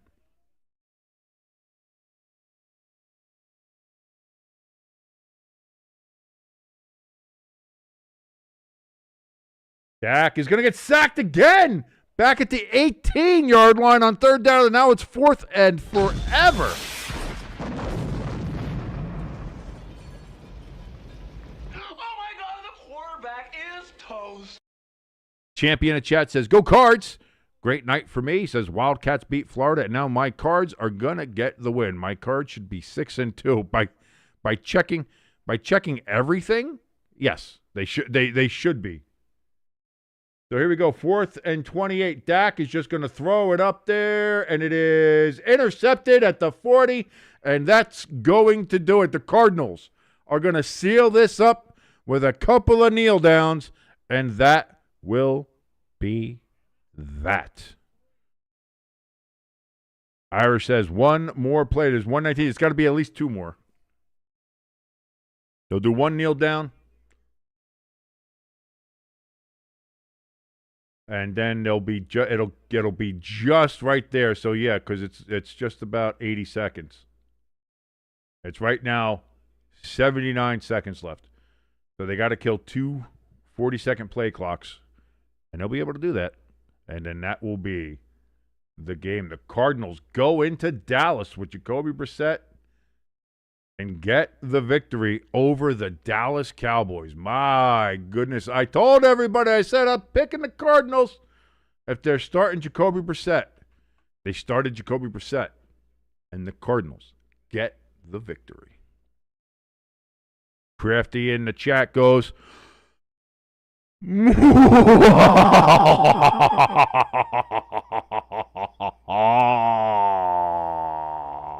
as he is reveling in the Cowboys' loss. Champion in the chat says the Cards have talent. Just got to get it all right there. Yes, and they've had heartbreaking losses, as we saw. ESPN was highlighting those for this entire 4th quarter. It seems like the ESPN was almost rooting for them to have another collapse. But instead, they hold on and get the 10-point victory over the Dallas Cowboys, 27-17. As it's handshakes, it's coaches at the midfield, it's jersey swaps, and that is going to do it here. So the Cardinals will go to 3-5. The Cowboys will go to 3-5-1. The Cardinals, by the way, that's their 4th straight win against the Dallas Cowboys, and they're 8-1 in their last 9 games against the Cowboys. That's got to be maybe the best streak that the Cardinals have had against the Cowboys in their entire history, is what that feels like. My God. We all thought, I certainly thought that the Cowboys defense was going to be, or the Cowboys offense, was going to be a lot more like they have been this season, explosive, and that it might have been more of a shootout, a back and forth, who has the ball last situation. Instead, the Cardinals defense steps up in this game, gets a bunch of stops against the Cowboys. Cowboys go for it on 4th down a couple times, do not convert. They get held to field goals when they're in the red zone and in goal-to-goal situations. And the Cardinals, again, were able to do a lot against that particularly bad Dallas Cowboys defense. And they get themselves the 10-point victory at Arlington. Well, congratulations, ELS. But listen, the fact that I got 10 wins, I think. So the fact that I got 10 wins is kind of crazy.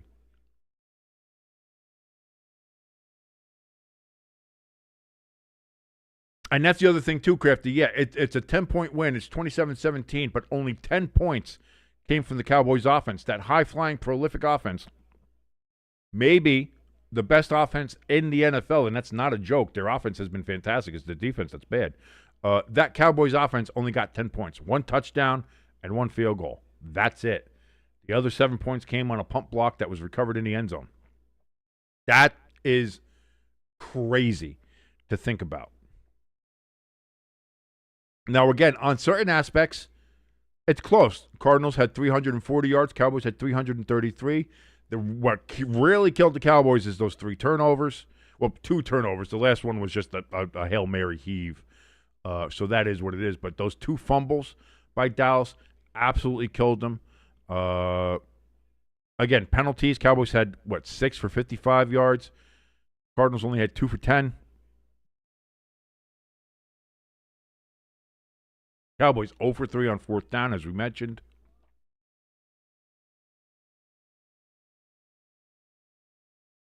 And time of possession does go into the Cardinals' favor. And again, they did a very good job of eating a lot of clock, keeping the Cowboys offense off the field for a large portion of this game. And that's you want to beat the Cowboys, you want to try to slow down that explosiveness that they have.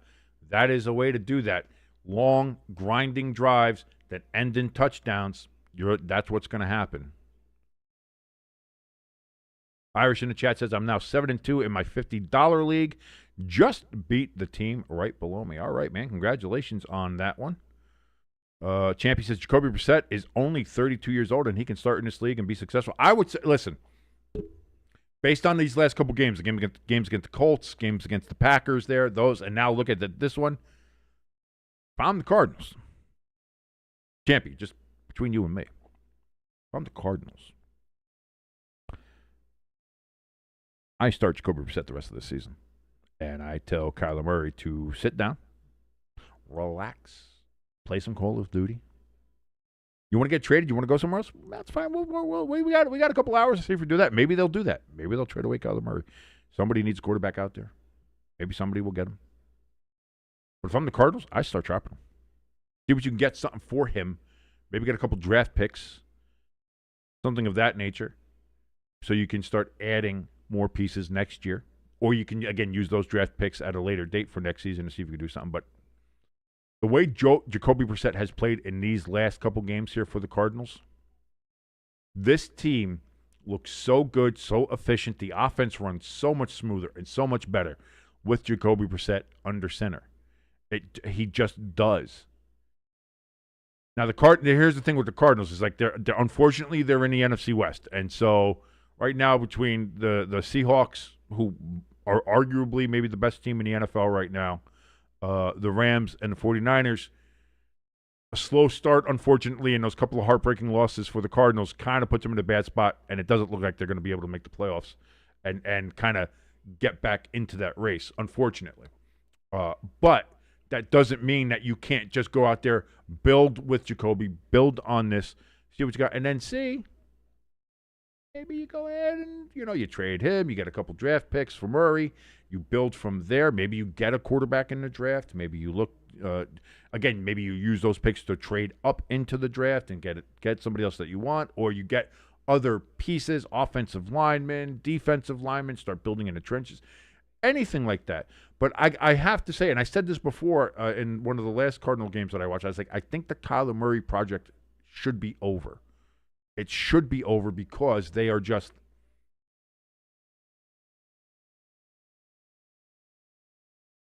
Irish says, who's trading for Murray? Anybody who's desperate for a quarterback right now. If you need that for a backup, if you need something, I don't know. Chip in the chat, he says, we have a debate going on right now for the Cowboys, D or F. It's got to be F because as has been mentioned here, Chip, with the Cowboys offense only scoring 10 points. It was 27-17, but the Cowboys offense only scored 10 points. They went 0 for 3 on fourth downs. That's 3 turnovers on down, plus the 2 turnovers. Technically, they had 3, but I don't count that last Hail Mary attempt there by Dak. I would say that was, if I'm the Cowboys, I think that's enough. I would grade them an F. So that's my opinion on it. That's one thing I might do one day is like live stream the Discord of the Rubber Room as we all discuss what the hell's going on there. I might do that one day. Chip in the chat says, that kind of Chip in the chat. Oh, Chip in the chat. He says, I can see the Jets trading for Kyler Murray. Here's the thing. The Jets are sellers. They're not buyers right now, so I don't think they'd be trading for Kyler Murray. They're not going to give up draft picks for that. Teams that are trying to get into the playoffs and make that push, they'll trade draft picks for a piece here, a piece there. You need somebody, a somewhat competent backup quarterback just in case. You need that, maybe. But Irish says nobody giving up more than a fifth for Murray, and I think even a fifth might be high. Maybe if you look going player for player and the pick, maybe you get maybe a backup cornerback or something to go with him. Something like I don't really know what you'd get for that. Yeah. Champy says, I can see Kyler going to the Dolphins. Again, I don't think the Dolphins are going to be trading for players. They're going to be trading for picks if they trade anybody.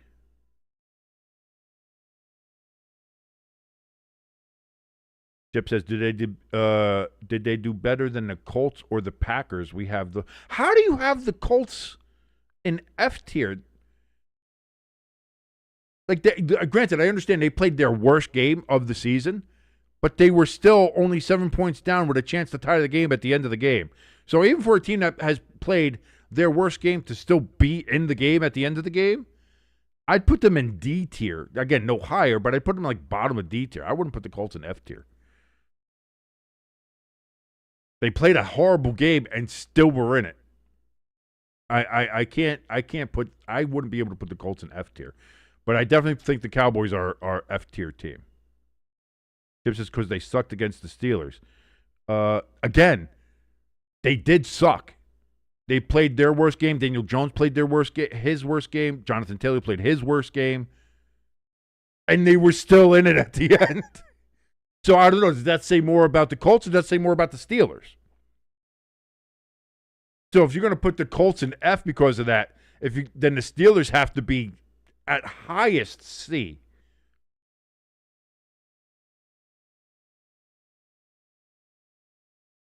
Because the fact that the Steelers still let that team be within striking distance at the end of the game for how poorly they played, then the Steelers can't be too much higher in the rankings than what the Colts are. So if you have the Colts at F, then the Steelers should be in D or at highest C.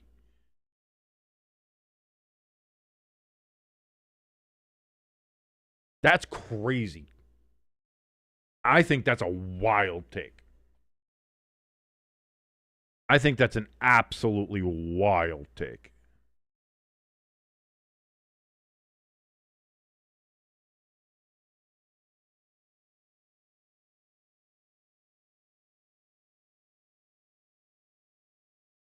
I'm going to go in and check it now. I'm going to check and see. I got to check and see.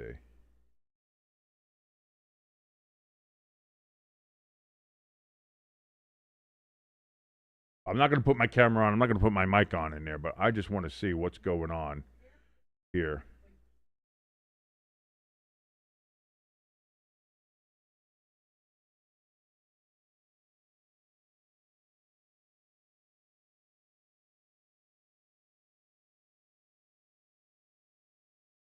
I'm looking at this right now. Where you got the Steelers in B tier. If you have the Colts in F tier, Chip, here that I'm looking at here, you can't have the Steelers at B tier. It's C at highest for them. If you want to keep the Steelers in B tier, then you move the Colts to D tier. If you want to keep the Colts in F tier, then you move the Steelers down to at least C tier, if not D tier. And how are the Giants in D tier?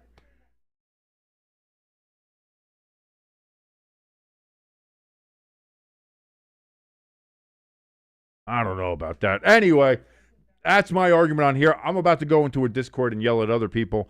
Thank you, everybody, for joining us here on Stay Tuned Sports. Pecan in the chat says Murray can go hang out with Kaepernick. Maybe. I think that'll be good enough for him. But thank you for joining us. If you liked any part of this show, any part of this broadcast, any part of this live stream, whatever they want to call it, like, share, hit that subscribe button. Helps us out tremendously as we're on the road to 1,000, hopefully being monetized. Also, link for our donation station and our merch store in the description below, along with, by the way, here you go, Fuck the Ref shirts, hoodies, and t-shirts available down there at our merch store, bit.ly/staytunedmerch.